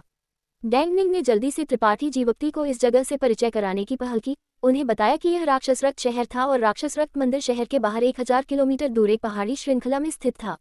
भले ही राक्षस रक्त मंदिर खुद एक बुरा पंथ था, लेकिन राक्षस रक्त शहर में दिखाई देने वाला खेतीहर पूरे छायांकित सितारा से आया था, इसलिए ये काफी जीवंत था। सतह पर यह अन्य शहरों से ज्यादा अलग नहीं लगता था। हालांकि शहर के माध्यम से चलने वाले कई खेतीहर में उनके बारे में एक उदासी और उदासीन आभा थी। स्पष्ट रूप से उन्होंने जो गुप्त कलाएं खेती की थी वे बेहद बुरी थी। निश्चित रूप से राक्षस दौड़ बनने वाले राक्षस रक्त शहर में प्रवेश करने के बाद त्रिपाठी जीवक्ति ने ऐसे कई लोगों को खोजा था। उनमें से अधिकांश के चेहरे पर ठंड और उदासीन रूप थे और एक अप्रिय आभा बाहर निकलती थी। जाहिर है उन्हें दूसरों के साथ व्यवहार करना पसंद नहीं था। उनमें से सभी जल्दी में थे और बहुत व्यस्त लगते थे। राक्षस रक्त शहर के अंदर कई दुकानें थीं और व्यापार तेजी से बढ़ रहा था। कई महान बल यहाँ अपना व्यवसाय स्थापित करेंगे, सबसे पहले राक्षस रक्त मंदिर के साथ बातचीत करने के लिए और दूसरा सभी तरफ से जानकारी के बारे में पूछने के लिए। डैंग निंग की त्रिपाठी जीवक्ति को राक्षस रक्त शहर में नेतृत्व करने के बाद वह महान सड़कों के माध्यम से बहुत फेमिलियरिटी के साथ चले। लगातार उन्हें इस जगह की स्थानीय सीमा शुल्क और सीमा शुल्क से परिचय कराते थे। बेहद उत्साही दिखाई देते थे। शहर में आधे दिन चलने के बाद दोनों एक विशाल महल के सामने पहुंच गए। हम यहाँ हैं, ये राक्षस रक्त शहर का अंतरिक्ष व्यू है। डैंग निंग रुके और त्रिपाठी जीवक्ति को आगे इशारा किया। Episode number 1255। त्रिपाठी जीवक्ति ने ऊपर देखा और पाया कि यहाँ की रक्षा शक्ति उस मुख्य हॉल की तुलना में बहुत अधिक कड़ी थी जहाँ दिव्य लीलाधर औषधि केंद्र का अंतरिक्ष व्यू स्थित था। हॉल के बाहर नीले कलाकृति कवच पहने हुए 7 या 8 राक्षस रक्त मंदिर के शिष्य पहरेदारी कर रहे थे। उनमें से प्रत्येक द्वितीय या तृतीय क्रम संत राजा था। हॉल के अंदर कुछ उत्पत्ति वापसी क्षेत्र के मालिक भी थे। भाई त्रिपाठी, कृपया एक पल प्रतीक्षा करें जबकि यह डैंग उन्हें सूचित करने के लिए अंदर जाता है। जब चर्चा पूरी हो जाएगी तो भाई त्रिपाठी का अंदर स्वागत किया जाएगा, डैंग निंग ने विनम्रतापूर्वक कहा। त्रिपाठी जीवक्ति ने सिर हिलाया इससे पहले कि राक्षस रक्त मंदिर के शिष्यों की निगाहों के नीचे सीधे हॉल में चल दिए। इस जगह की रक्षा कर रहे 7 या 8 राक्षस रक्त मंदिर के शिष्य डैंग निंग और त्रिपाठी जीवक्ति के बीच के संबंध के बारे में बहुत उत्सुक लगते थे और डैंग निंग के अंदर चलने के बाद वे त्रिपाठी जीवक्ति पर झुकते रहे, उनकी पहचान का अनुमान लगाने की कोशिश करते रहे। लेकिन बस इतना ही था, उनमें से किसी का भी आगे आकर पूछने का कोई इरादा नहीं था। लगभग आधे घंटे बाद डैंग निंग की आकृति मुख्य हॉल से दिखाई दी, लेकिन इस पल में उनकी अभिव्यक्ति अत्यधिक दर्द में थी और उनकी अभिव्यक्ति अस्पष्ट थी। ये देखकर त्रिपाठी जीवक्ति तुरंत जान गए कि उनका पिछला अनुमान सही था। किसी व्यक्ति के अपने पंथ के अंतरिक्ष व्यूह के उपयोग की गारंटी देना निश्चित रूप से कोई सरल मामला नहीं था। डैंग निंग ने स्पष्ट रूप से इसके लिए एक बड़ी कीमत चुकाई थी। इतना समर्पित होने पर दूसरे पक्ष को देखकर त्रिपाठी जीवक्ति को थोड़ा शर्मिंदगी महसूस हुई। आखिरकार बस आधे दिन पहले वह सोच रहे थे कि क्या उन्हें चुप कराने के लिए इस आदमी को मारना चाहिए या नहीं, लेकिन अब इस आदमी ने यह सुनिश्चित करने के लिए इतनी बड़ी कोशिश की थी कि वह अंतरिक्ष व्यूह का उपयोग कर सके। ऐसा लगता था कि राक्षस रक्त मंदिर से ये व्यक्ति दोस्ती करने लायक था। त्रिपाठी जीवक्ति ने मन ही मन सोचा। हॉल से बाहर निकलकर डैंग निंग की अभिव्यक्ति सामान्य हो गई थी। त्रिपाठी जीवक्ति को मुस्कुराते हुए उन्होंने कहा, मैंने भाई त्रिपाठी को बहुत देर तक इंतजार कराया, कृपया मेरे साथ आएं, सब कुछ संभाल लिया गया है। अच्छा, त्रिपाठी जीवक्ति ने गर्मजोशी से सिर हिलाया। इस बार उनका रवैया वास्तव में सुधार रहा था। चूंकि किसी ने उन्हें एक आड़ू दिया था तो बेशक वह पारस्परिक होंगे। त्रिपाठी जीवक्ति ने गुप्त रूप से फैसला किया कि अगर वह भविष्य में कभी भी इस डैंग निंग से फिर से मिलते हैं तो वह उनकी मदद करेंगे अगर वह कर सकते थे। डैंग निंग के नेतृत्व में वे दोनों बिना किसी बाधा के आंतरिक हॉल में प्रवेश कर गए। हॉल के भीतर एक स्थानिक व्यू जो मूल रूप से वही था जो दिव्य लीलाधर औषधि केंद्र में था, वह चुपचाप खड़ा था। व्यू के आधार पर कई खांचे उच्च श्रेणी सन क्रिस्टल के साथ जड़े हुए थे, किसी के आने और उन्हें खोलने की प्रतीक्षा कर रहे थे। निश्चित रूप से सब कुछ तैयार था। महल के अंदर कुल 3 शून्य में वापसी चरण के शक्तिशाली थे। 1 दर्जन से अधिक अन्य संत राजा क्षेत्र के मालिक थे। उनके दोनों ओर खड़े 3 शून्य में वापसी चरण के शक्तिशाली बिल्कुल कमजोर नहीं लगते थे। उनमें से 2 हॉल के दोनों किनारों पर बैठे थे, अपनी आंखें बंद करके ध्यान कर रहे थे। उन्होंने त्रिपाठी जीवक्ति और डैंग निंग के आगमन की परवाह नहीं की। चांदी सफेद बालों वाला एक लाल चेहरे वाला बूढ़ा आदमी आत्मा व्यूह के किनारे पर खड़ा था। उसकी चील जैसी आंखों ने त्रिपाठी जीवक्ति पर झुकाव किया इससे पहले कि वह डैंग निंग की ओर मुड़ा और पूछा, मार्शल भतीजे डैंग, क्या ये वह व्यक्ति है जिसके लिए आप जमानत देना चाहते हैं?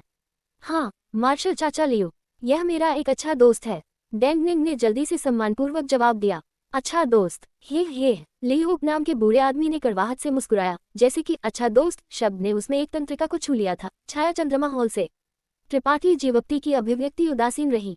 वह जानते थे कि लियो उपनाम के इस बूढ़े आदमी ने शायद डैंग निंग से उनके बारे में पूछताछ की होगी, इसलिए उन्होंने इनकार नहीं किया और अपनी मुट्ठी बांधी। अभिवादन वरिष्ठ लियो। लियो उपनाम के बूढ़े आदमी ने देखा कि त्रिपाठी जीवक्ति शिष्टाचार समझते थे और थोड़ा सिर हिलाया। भले ही हमारे राक्षस रक्त मंदिर का छाया चंद्रमा हॉल के साथ ज्यादा संपर्क नहीं है, चूंकि मार्शल भतीजे डैंग एक जमानतदार के रूप में कार्य कर रहे हैं, तो हमारे मंदिर के अंतरिक्ष व्यूह का उपयोग करना कोई बड़ी बात नहीं है। हालांकि मार्शल भतीजे, ब्लूस्टोन सिटी में इस व्यक्ति के लिए जमानत देने के लिए 30 योगदान अंक का भुगतान करना, क्या ये वास्तव में इसके लायक है? क्या आप जानते हैं कि आपको इन 30 योगदान अंकों को वापस कमाने के लिए कई बार अपने जीवन को जोखिम में डालना पड़ सकता है? डैंग निंग का चेहरा थोड़ा बदल गया क्योंकि उन्होंने त्रिपाठी जीवक्ति पर एक नजर डाली।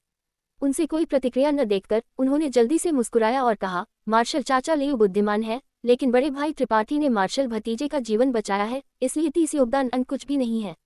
जीवन बचाने का आभार। लियो उपनाम के बूढ़े आदमी की आंखें चमक उठी और अचानक ठंडी हो गई क्योंकि उन्होंने चिल्लाया, एक केवल द्वितीय क्रम संत राजा ने आपका जीवन बचाया? क्या ऐसा हो सकता है कि आपका तृतीय क्रम संत राजा क्षेत्र नकली है? डैंग निंग का चेहरा पीला पड़ गया क्योंकि पसीना उनके माथे से टपक रहा था। एक शब्द कहने की हिम्मत नहीं कर रहे थे।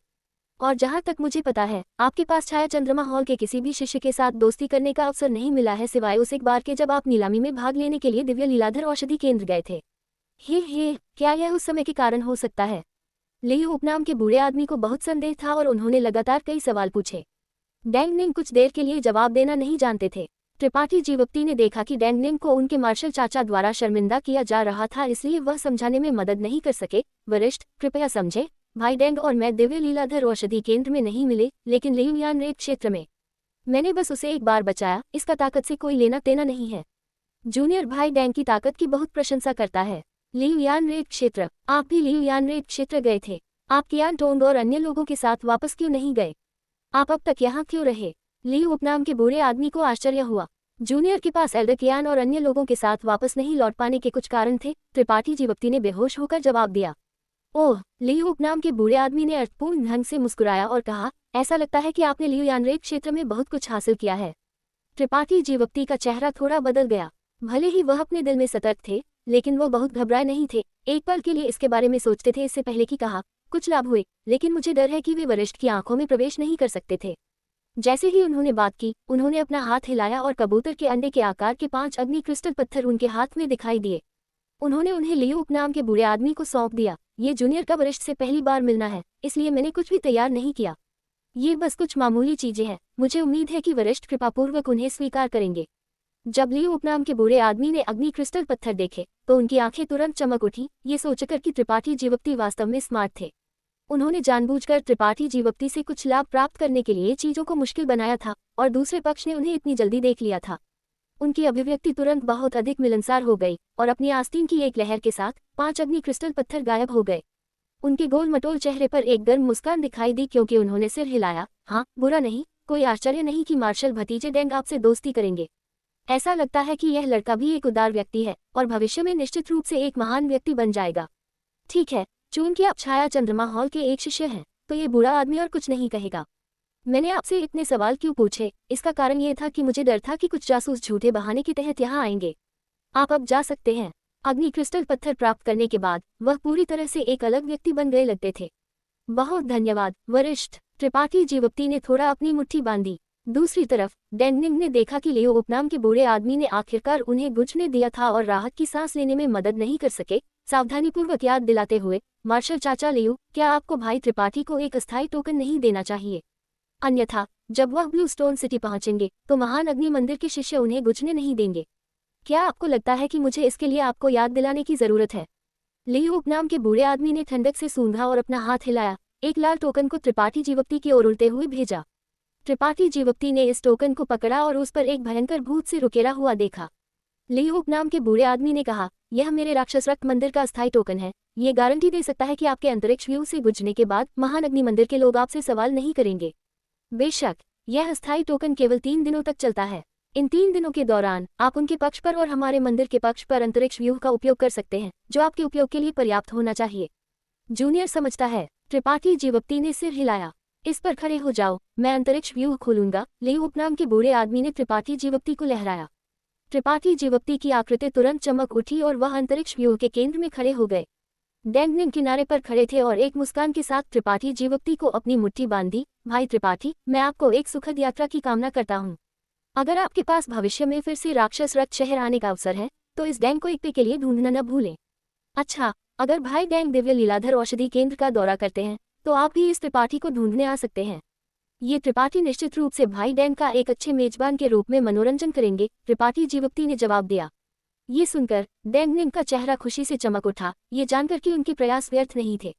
30 योगदान अंक जो उन्होंने खर्च किए थे, उन्होंने वास्तव में उनके दिल को दुखाया, लेकिन इस तरह के व्यक्ति के साथ दोस्ती करने के लायक था, क्योंकि यह बताने का कोई तरीका नहीं था कि उन्हें फिर से मदद के लिए पूछने की कब जरूरत होगी।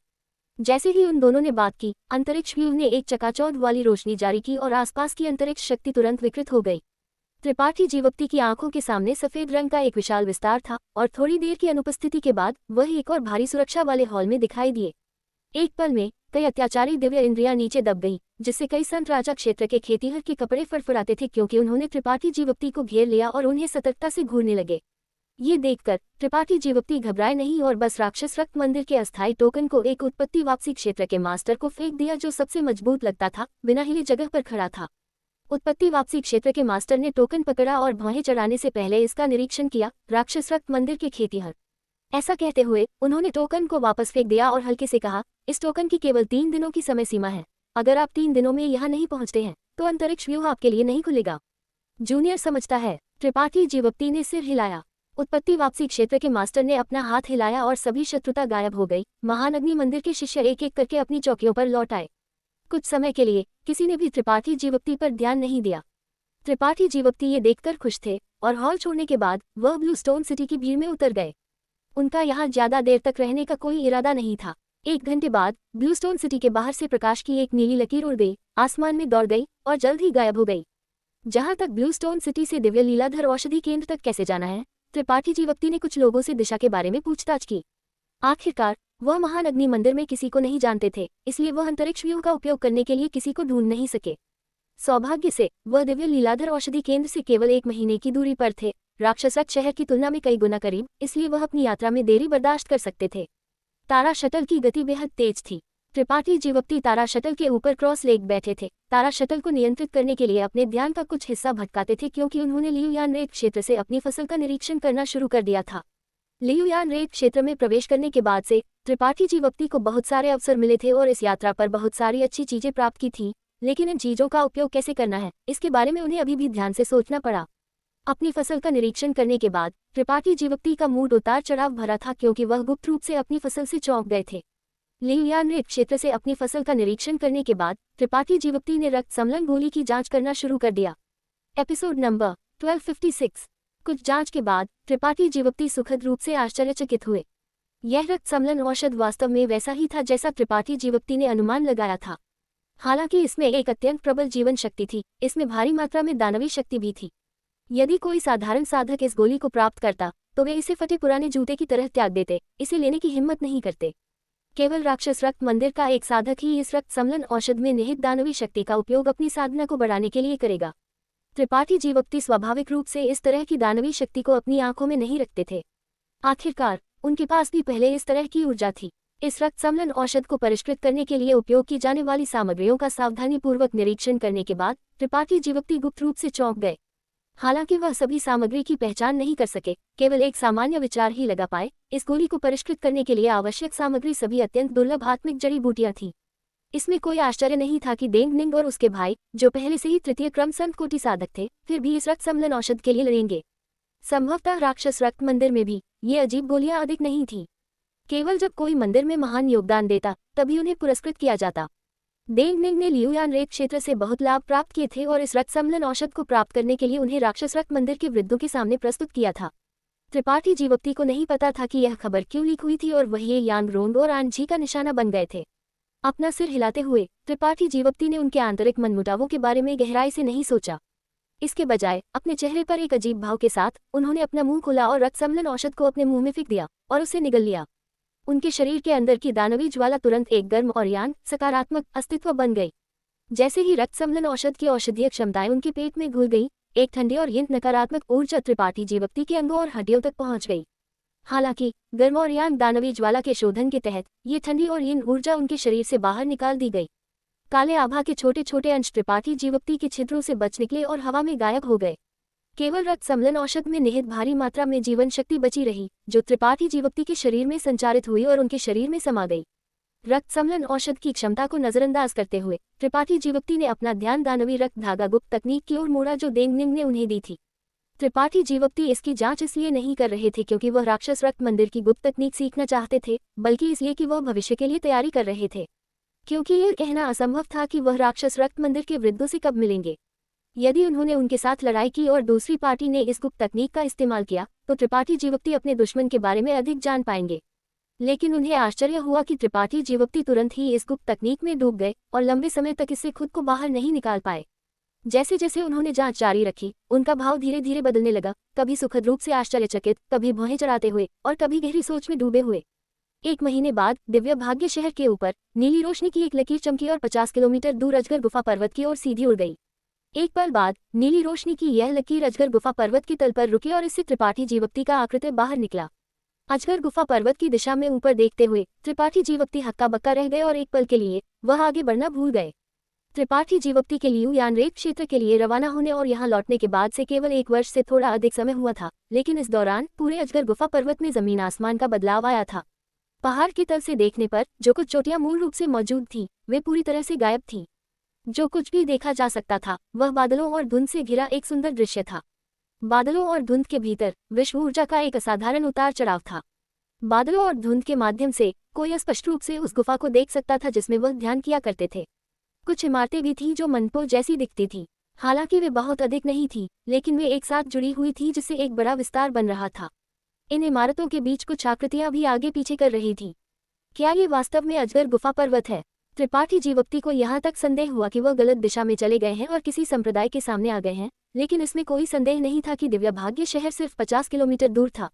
जब त्रिपाठी जीवकती अभी इस जगह से गुजरे थे तो वह विचार कर रहे थे कि क्या उन्हें कियानटोंग से मिलना चाहिए और अपनी सुरक्षा की सूचना देनी चाहिए। हालांकि उनके सामने का दृश्य अभी भी एक महान संप्रदाय से काफी अलग था, फिर भी त्रिपाठी जीवकती को यह विश्वास करना मुश्किल लगा कि सिर्फ 1 साल में इस तरह के जमीन आसमान वाले बदलाव हो सकते हैं। ऐसा परिवर्तन निश्चित रूप से यांगयान के कारण था। आत्मा संग्रह व्यूह जो उसने यहाँ पहले व्यवस्थित किया था, उसे एक भूमिका निभानी चाहिए थी, और त्रिपाठी जीवकती की दिव्य चेतना की जांच के तहत उन्होंने पाया कि पूरा अजगर गुफा पर्वत एक अविश्वसनीय आत्मिक व्यूह से घिरा हुआ था जिसने उनकी दिव्य चेतना को इधर उधर भटकने से रोक दिया था। कई छिपी हुई जगहें भी थी जिनकी वह दिव्य चेतना से खोज नहीं कर सकते थे, जिसमें वह गुफा भी शामिल थी जहां वह ध्यान कर रहे थे। त्रिपाठी जीवोक्ति की वर्तमान दिव्य चेतना की साधना एक द्वितीय क्रम उत्पत्ति वापसी कोटि स्वामी से कम नहीं थी, लेकिन उनकी दिव्य चेतना भी इस जगह की खोज करने में असमर्थ थी। त्रिपाठी जीवोक्ति ने अनुमान लगाया कि भले ही छायांकित तारा पर शेष स्वामी यहाँ आए, उन्हें ये देखने के लिए बहुत प्रयास करना होगा कि क्या हो रहा है। यांग यान ने सच में ये कर दिखाया था। त्रिपाठी जीवोक्ति खुद को थोड़ा अन्यमनस्क महसूस किए बिना नहीं रह सके। लियू यान ने क्षेत्र जाने से पहले यांग यान ने कहा था कि वह पूरे अजगर गुफा पर्वत पर एक विशाल आत्मिक व्यूह व्यवस्थित करना चाहती है, तो उन्हें कैसे पता होता कि इस पैमाने तक पहुंचने में केवल इतना कम समय लगेगा। त्रिपाठी जीवोक्ति को नहीं पता था कि यह परियोजना पूरी हो गई थी या नहीं, लेकिन अगर नहीं हुई थी तो यह वास्तव में एक बड़ा निवेश रहा होगा। हालांकि करोड़ों की संख्या में संत क्रिस्टल में से ज्यादा नहीं बचे होंगे, है ना? इतने बड़े आत्मिक व्यूह की व्यवस्था करने के लिए उपभोग की गई सामग्री असाधारण होनी चाहिए। ये सोचते हुए त्रिपाठी जीवोक्ति का चेहरा थोड़ा मरोड़ गया। जब त्रिपाठी जीवोक्ति अजगर गुफा पर्वत के आंतरिक भाग की जांच कर रहे थे, तो कुछ कमजोर दिव्य चेतनाएं बाहर निकली और त्रिपाठी जीवोक्ति से संपर्क करने के बाद जल्दी से वापस लौट आईं। तुरंत बाद अजगर गुफा पर्वत के अंदर से प्रकाश की एक किरण निकली और सीधे त्रिपाठी जीवोक्ति के सामने शून्य से टकराई। अजीब तरह से यह ऐसा था जैसे त्रिपाठी जीवोक्ति के सामने एक अदृश्य दरवाजा खुल गया हो और उनके चारों ओर सर्वव्यापी विश्व ऊर्जा अपने आप अलग हो गई, जिससे एक सीधा मार्ग बन गया जिसे नग्न आंखों से देखना असंभव था। यह मार्ग सीधे अजगर गुफा पर्वत के केंद्र तक जाता था। त्रिपाठी जीवोक्ति मुस्कुराए, ये जानते हुए कि दूसरी तरफ ने उनकी आकृति को जरूर खोज लिया होगा, इसलिए बिना किसी हिचकिचाहट के वह अंदर चले गए। चलते समय त्रिपाठी जीवोक्ति ने अपने चारों ओर के बदलावों का निरीक्षण किया। थोड़ी देर बाद त्रिपाठी जीवोक्ति ने एक लंबी आह भरी। अजगर गुफा पर्वत में परिवर्तन बस बहुत महान थे, इतने महान कि वो उन्हें पहचानने की हिम्मत नहीं कर पाए। कुछ देर बाद सामने से कई आकृतियां दौड़ती आईं, जिनका नेतृत्व यांग यान कर रही थी, जो एक काले वस्त्र में लिपटी हुई थी। क्योंकि वह बहुत तेजी से दौड़ रही थी, उनका सीना ऊपर नीचे हो रहा था, जिससे एक अत्यंत आकर्षक दृश्य बन रहा था। उनके सिर के चारों ओर लपेटा गया काला वस्त्र भी उनके पीछे उठा हुआ था और उनका चेहरा मुस्कान से भरा हुआ था, जैसे उनके कंधों से एक भारी बोझ हटा दिया गया हो। यांग यान के ठीक पीछे हुई यू फेंग और अन्य थे। चांग क्यूई और हाओआन भी उनमें से थे। त्रिपाठी जीवोक्ति ने छाया चंद्रमा भवन से प्रथम क्रम उत्पत्ति वापसी कोटि साधक लुओ छिन की आकृति को भी देखा। हर कोई कान से कान तक मुस्कुरा रहा था, अपनी खुशी को रोक नहीं पा रहा था। ऐसा लग रहा था कि सभी ने अपने दिल में एक विशाल चट्टान रख दी है, जिससे उनकी मुस्कान में राहत का एक निशान झलक रहा था। ऐसा लग रहा था कि लियू यान रेत क्षेत्र को आधे साल के लिए बंद कर दिया गया था, फिर भी त्रिपाठी जीवोक्ति अभी भी नहीं लौटे थे, एक तथ्य जिसने उन्हें बहुत चिंतित किया था। यांग यान त्रिपाठी जीवोक्ति के बारे में चिंतित थी, लेकिन वह उनकी दोस्ती के कारण था। अगर त्रिपाठी जीवोक्ति के लिए नहीं होता तो वह अभी भी दिव्य भाग्य शहर की कलाकृति शोधन मंडप में होती, ये दावा करते हुए कि वह एक उत्पत्ति कोटि कलाकृतियां परिष्कृत करने वाला है और फिर कुछ साधकों को आजीविका कमाने के लिए कुछ छोटी वस्तुओं को परिष्कृत करने में मदद करती।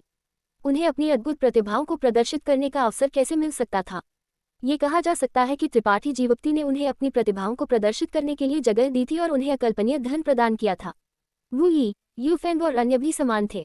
लुओ छिन के लिए उन्हें कियान टोंग द्वारा यहाँ रहने और त्रिपाठी जीवोक्ति के बारे में पूछताछ करने का आदेश दिया गया होगा। तुम वापस आ गए। यांग यान छोटे कदमों से त्रिपाठी जीवोक्ति की ओर दौड़ी। उनकी सुंदर आंखें यह निर्धारित करने के लिए उन पर घूम गईं कि त्रिपाठी जीवोक्ति का कोई हाथ या पैर गायब नहीं है, इससे पहले कि वह उन्हें थपथपाकर धीरे से पुकारती।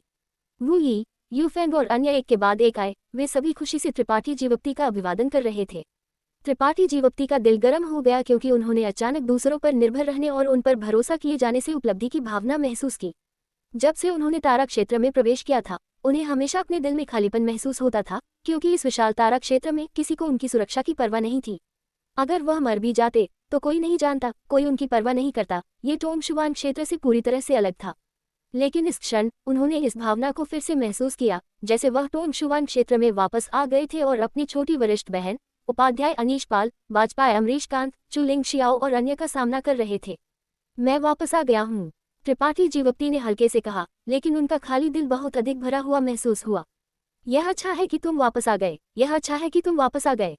इस दौरान हर कोई तुम्हारे बारे में चिंतित था। मुझे वास्तव में नहीं पता था कि बाहर तुम्हारे साथ किस तरह की दुर्घटना हुई थी, लेकिन हम तुम्हें इतने लंबे समय तक देख भी नहीं पाए। वू यी आगे बढ़ी और मुस्कुराए। उनकी सुंदर आंखें लुओ छिन की ओर देखते हुए उन्होंने कहा, तुम नहीं जानते, लेकिन लियू यान रेत क्षेत्र बंद होने के बाद वृद्ध कियान ने लोगों को आधे साल तक बाहर पहरा देने का आदेश दिया था, लेकिन दुर्भाग्य से उन्होंने तुम्हें कभी बाहर आते हुए नहीं देखा। ये हाल ही में हुआ कि तुम छाया चंद्रमा भवन में वापस लौटे। आधा साल। त्रिपाठी जीवोक्ति की भौहें अड़ गईं। क्या इसका मतलब यह नहीं था कि वह छाया चंद्रमा भवन से बाहर आते ही चले गए थे? कियान की चिंता को देखते हुए त्रिपाठी जीवकती ने तुरंत लुओ छिंग को अपनी मुट्ठी जोड़कर कहा, नमस्ते भाई लुओ। मुझे वृद्ध कियान को उनकी चिंता के लिए परेशान करना पड़ा, लेकिन मुझे लियू यानरेक क्षेत्र में कुछ मिला। जब मैं बाहर आया तो मैं किसी और के साथ नहीं था और मुझे तुरंत विश्राम में प्रवेश करने के लिए एक जगह ढूंढनी पड़ी, इसलिए मुझे इतने लंबे समय तक देर हो गई और मुझे वापस संदेश भेजने का समय नहीं मिला, जिससे वृद्ध कियान को चिंता हुई। लुओ छिंग हंसे, भाई त्रिपाठी जीवकती, अगर वृद्ध कियान को पता चलेगा कि तुम सुरक्षित वापस आ गए हो तो वह बहुत खुश होंगे। तुम सुरक्षित हो, सब ठीक है। ओह, भाई त्रिपाठी जीवकती ने वास्तव में द्वितीय क्रम संत कोटि क्षेत्र में सफलता प्राप्त की है, बधाई हो, बधाई हो। लुओ छिंग त्रिपाठी जीवकती के साथ शिष्टाचार का आदान प्रदान कर रहे थे, लेकिन ये पता चलने के बाद कि त्रिपाठी जीवकती की साधना एक छोटी कोटि से उन्नत हुई है, वह एक ईर्ष्यालु नजर दिखाते हुए उन्हें बधाई दिए बिना नहीं रह सके। क्योंकि वह एक उत्पत्ति वापसी कोटि साधक थे, वह लियू यानरेक क्षेत्र में प्रवेश नहीं कर सकते थे, इसलिए उन्हें काफी पछतावा हुआ। उन्होंने लंबे समय से सुना था कि जो लोग लियू यानरेक क्षेत्र में प्रवेश करते हैं और सुरक्षित लौटते हैं, वे सभी महान फसल काटते हैं, कुछ तो अपनी बाधाओं को भी तोड़ देते हैं। अब ऐसा लग रहा था कि यह वास्तव में मामला था। लुओ छिंग को ये कहते हुए सुनकर बाकी सभी ने भी उत्साहित भाव दिखाए। कड़ाई से कहा जाए तो वे सभी त्रिपाठी जीवकती की वजह से एक साथ जमा हुए थे, इसलिए त्रिपाठी जीवकती ही यहाँ के असली नेता थे। अब जब त्रिपाठी जीवकती की साधना में सुधार हुआ था तो वे स्वाभाविक रूप से उत्साहित थे। कुछ और शब्द विनिमय करने के बाद लुओ छिंग ने अलविदा कहा और चले गए। Episode number 1257। लुओ छिंग को वास्तव में त्रिपाठी जीवकती का ठिकाना पूछने के लिए कियान टोंग ने यहाँ भेजा था। अब जब त्रिपाठी जीवकती सुरक्षित वापस आ गए थे तो लुओ छिंग स्वाभाविक रूप से ये खबर कियान टोंग को देने का इंतजार नहीं कर सके ताकि वृद्ध कियान आराम महसूस कर सके। त्रिपाठी जीवकती ने उन्हें रोकने की कोशिश नहीं की और कुछ शिष्टाचार का आदान प्रदान करने के बाद उन्हें विनम्रतापूर्वक विदा कर दिया। लुओ छिंग के जाने के बाद त्रिपाठी जीवकती ने कहा, हम भी वापस चलते हैं। यहाँ के बदलाव इतने बड़े रहे हैं कि आपको मुझे उनके बारे में बताना होगा, अन्यथा मैं भविष्य में गलती से किसी तरह के आत्मिक व्यूह को सक्रिय कर दूंगा। यांगियान ने विजय भाव से मुस्कुराते हुए कहा, स्वाभाविक रूप से मैं आपको बताऊंगी, लेकिन आप निश्चिंत हो सकते हैं कि यहाँ का आत्मिक व्यूह आपको प्रभावित नहीं करेगा। समूह बातें करते और हंसते हुए अजगर गुफा पर्वत के आंतरिक भाग की ओर चल पड़ा। उस गुफा के बाहर जहाँ त्रिपाठी जीवकती ध्यान और साधना करते थे, यांगियान, वुई, यूफेंग, चांग क्यूई और हावान एक मेज के चारों ओर इकट्ठा हुए थे जिस पर एक गोल डिस्क रखी हुई थी। इस डिस्क पर प्रदर्शित दृश्य अजगर गुफा पर्वत का एक पूरा नक्शा था, जो इतना विस्तृत था कि हर पेड़ और घास का पत्ता देखा जा सकता था। इस डिस्क पर कई दर्जन उज्ज्वल और मंद प्रकाश बिंदु भी थे, जिनमें से कुछ लगातार घूम रहे थे जबकि अन्य स्थिर थे, जो अजगर गुफा पर्वत के अंदर रहने वाले लोगों की गतिविधियों का प्रतीक थे। ये चीज दिव्य कंपास थी जिसे यांगियान ने अपनी कलाकृति शोधन तकनीक और आत्मिक व्यूह का उपयोग करके परिष्कृत किया था। यह एक विशेष कलाकृति थी जिसमें कोई आक्रामक या रक्षात्मक क्षमता नहीं थी और यह केवल अजगर गुफा पर्वत की गतिविधियों की निगरानी करने में सक्षम थी। इस दिव्य कंपास का उपयोग करके ही यांगियान त्रिपाठी जीवकती की वापसी का तुरंत पता लगाने में सक्षम थी। त्रिपाठी जीवकती एक गांव के गवार की तरह थे जो अभी अभी शहर में प्रवेश किया था और इस दिव्य कंपास के बारे में बहुत उत्सुक थे। लगातार इस पर इशारा करते हुए और अजगर गुफा पर्वत की स्थिति के बारे में पूछते रहे, यांगियान और अन्य ने भी उन्हें समझाया। 1 घंटे से भी कम समय में त्रिपाठी जीवकती को अजगर गुफा पर्वत की व्यापक समझ हो गई थी। चौंकने के साथ साथ त्रिपाठी जीवकती पिछले 1 साल में अजगर गुफा पर्वत में हुए जबरदस्त बदलावों से भी हैरान थे। अजगर गुफा पर्वत में अब आक्रामक और रक्षात्मक दोनों क्षमताएं थीं और इसमें अनगिनत अद्भुत आत्मिक व्यूह शामिल थे। यहाँ तक कि अगर एक उत्पत्ति वापसी कोटि साधक इन आत्मिक व्यूहों में घुस जाता तो भी वे आसानी से भाग नहीं पाते। यांगियान के अनुसार यदि कोई अजगर गुफा पर्वत के आत्मिक व्यूहों को तोड़ना चाहता था तो 1 दर्जन तृतीय क्रम उत्पत्ति वापसी कोटि स्वामियों के एक साथ काम किए बिना ये बिल्कुल असंभव था। कौन सा तृतीय क्रम उत्पत्ति वापसी कोटि स्वामी अजगर गुफा पर्वत पर हमला करने आएगा? इसके अलावा एक साथ उनमें से 7 से 8 हों। केवल वही लोग ऐसा करेंगे जिनके पास करने के लिए कुछ बेहतर नहीं होगा। अजगर गुफा पर्वत के आत्मिक व्यूह केवल अपने भ्रूण रूप में थे। यह उत्तम नहीं था। अगर उसके पास पर्याप्त वित्तीय सहायता होती तो यांगियान अपने आत्मिक व्यूहों का फिर से विस्तार करने में सक्षम होती। त्रिपाठी जीवकती को लगा कि दिव्य भाग्य शहर से यांगियान को वापस लाना वास्तव में एक बड़ा लाभ था। उनके पास अजगर गुफा पर्वत को बदलने की क्षमता थी जिसकी किसी ने परवाह नहीं की थी। एक ऐसी जगह में अगर त्रिपाठी जीवकती भविष्य में टोंग शुआन क्षेत्र से अपने दोस्तों और परिवार को यहाँ ला सकते थे और अपना खुद का संप्रदाय स्थापित कर सकते थे तो क्या वह और भी बड़ी भूमिका नहीं निभा पाएंगी? हालांकि इन चीजों को व्यवस्थित करने में वास्तव में बहुत सारे संत क्रिस्टल खर्च हुए। वो ने त्रिपाठी जीवकती से शिकायत करते हुए भौहें से कुड़ी, आपके जाने से पहले आपने जो 100 मिलियन संत क्रिस्टल छोड़े थे वे सभी बर्बाद हो गए हैं। यहाँ तक कि 30 मिलियन संत क्रिस्टल जो विदेशी वृद्ध चांग वापस लाए थे वे भी इस्तेमाल हो गए हैं। हमने छाया चंद्रमा भवन से बहुत सारी सामग्री खरीदी है, इसलिए अब हमारा अजगर गुफा पर्वत छाया चंद्रमा भवन का सबसे बड़ा ग्राहक है। विदेशी वृद्ध चांद के 30 मिलियन सन क्रिस्टल। त्रिपाठी जीवप्ती ने अपनी भौं उठाई जब उन्होंने चाणक्यी को देखा, तुरंत ये समझते हुए कि चाणक्यी ने लियुयान रेत क्षेत्र में भूमिगत खनिज भंडार से इतने सारे सन क्रिस्टल प्राप्त किए होंगे। ऐसा लग रहा था कि चाणक्यी त्रिपाठी जीवप्ती के जाने के बाद से वहां खनन कर रहे थे और लियुयान रेत क्षेत्र बंद होने तक बाहर नहीं आए थे, अन्यथा सन क्रिस्टल की इतनी आश्चर्यजनक राशि नहीं होती। ये सन क्रिस्टल सिर्फ विदेशी वृद्ध चांद से एक ऋण है, जब मेरे पास भविष्य में और होंगे तो मैं उन्हें वापस कर दूंगा। चाणक्यी ने एक सख्त चेहरा बनाया और नाराज होने का नाटक किया। त्रिपाठी जीवप्ती, अगर आप ऐसी बातें कहते हैं तो आप इस चांद को अपना नहीं मानते। मैंने ये 30 मिलियन सन क्रिस्टल कैसे प्राप्त किए, इसका उल्लेख भी नहीं करते हुए, अगर आपके लिए नहीं होता तो ये बूढ़ा स्वामी उस सन क्रिस्टल खनिज भंडार को कैसे ढूंढ पाता और इतने सारे सन क्रिस्टल कैसे प्राप्त कर पाता। इनमें से कम आधे सन क्रिस्टल आपके हैं, और अगर आपके लिए नहीं होता तो ये बूढ़ा स्वामी और बूढ़ा हाव शायद अभी बेघर होते। भले ही हमारे पास भारी मात्रा में सन क्रिस्टल होते, हमारी ताकत के साथ हम केवल अपने लिए आपदा लाते। हम इतने सारे सन क्रिस्टल की रक्षा नहीं कर सकते थे। अंत में हम केवल अन्य महान शक्तियों पर भरोसा कर सकते थे और उन्हें सुरक्षा के लिए ये सन क्रिस्टल पेश कर सकते थे। हाओआन ने भी बगल से दोहराया, ये सही है त्रिपाठी जीवप्ती, आपने लियुयान रेत क्षेत्र खुलने से पहले मुझे और बूढ़े चांद को स्वीकार किया, जिससे हम भाइयों को भरोसा करने और वापस लौटने के लिए एक जगह मिली। ये काफी से अधिक है।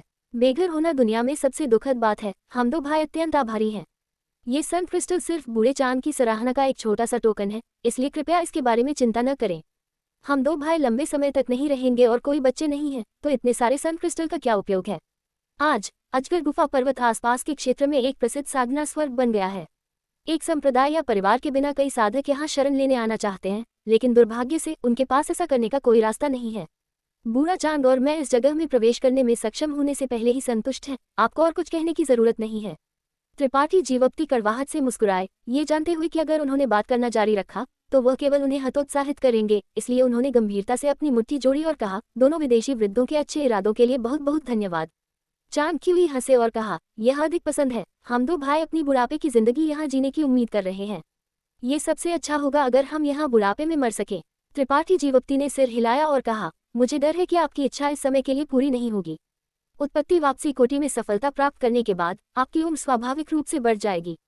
उत्पत्ति वापसी कोटि। चाणक्यी की आंखें चमक उठी जब उन्होंने नौशाखा ज़ेड क्रिस्टल वृक्ष के बारे में सोचा, लेकिन उन्होंने जल्द ही दुख से आह भरी, उस चीज के साथ भी बूढ़ा हाउ और मैं सफलता प्राप्त करने में सक्षम नहीं हो सकते। वह इस कनिष्ठ पर छोड़ दे, आप दोनों अगले कुछ दिनों के लिए शांति से आराम कर सकते हैं और अपनी स्थिति को अपने चरम पर समायोजित करने का प्रयास कर सकते हैं। त्रिपाठी जीवप्ती ने अर्थपूर्ण ढंग से मुस्कुराया। चाणक्यी और हाओआन ने एक दूसरे को देखा, दोनों काफी प्रभावित महसूस कर रहे थे, कुछ भी नहीं कह रहे थे क्योंकि वे गुप्त रूप से इसकी उम्मीद कर रहे थे। अजगर गुफा पर्वत के वित्तीय संसाधन तंग थे, इसलिए स्वाभाविक रूप से त्रिपाठी जीवप्ती कंजूस नहीं होंगे।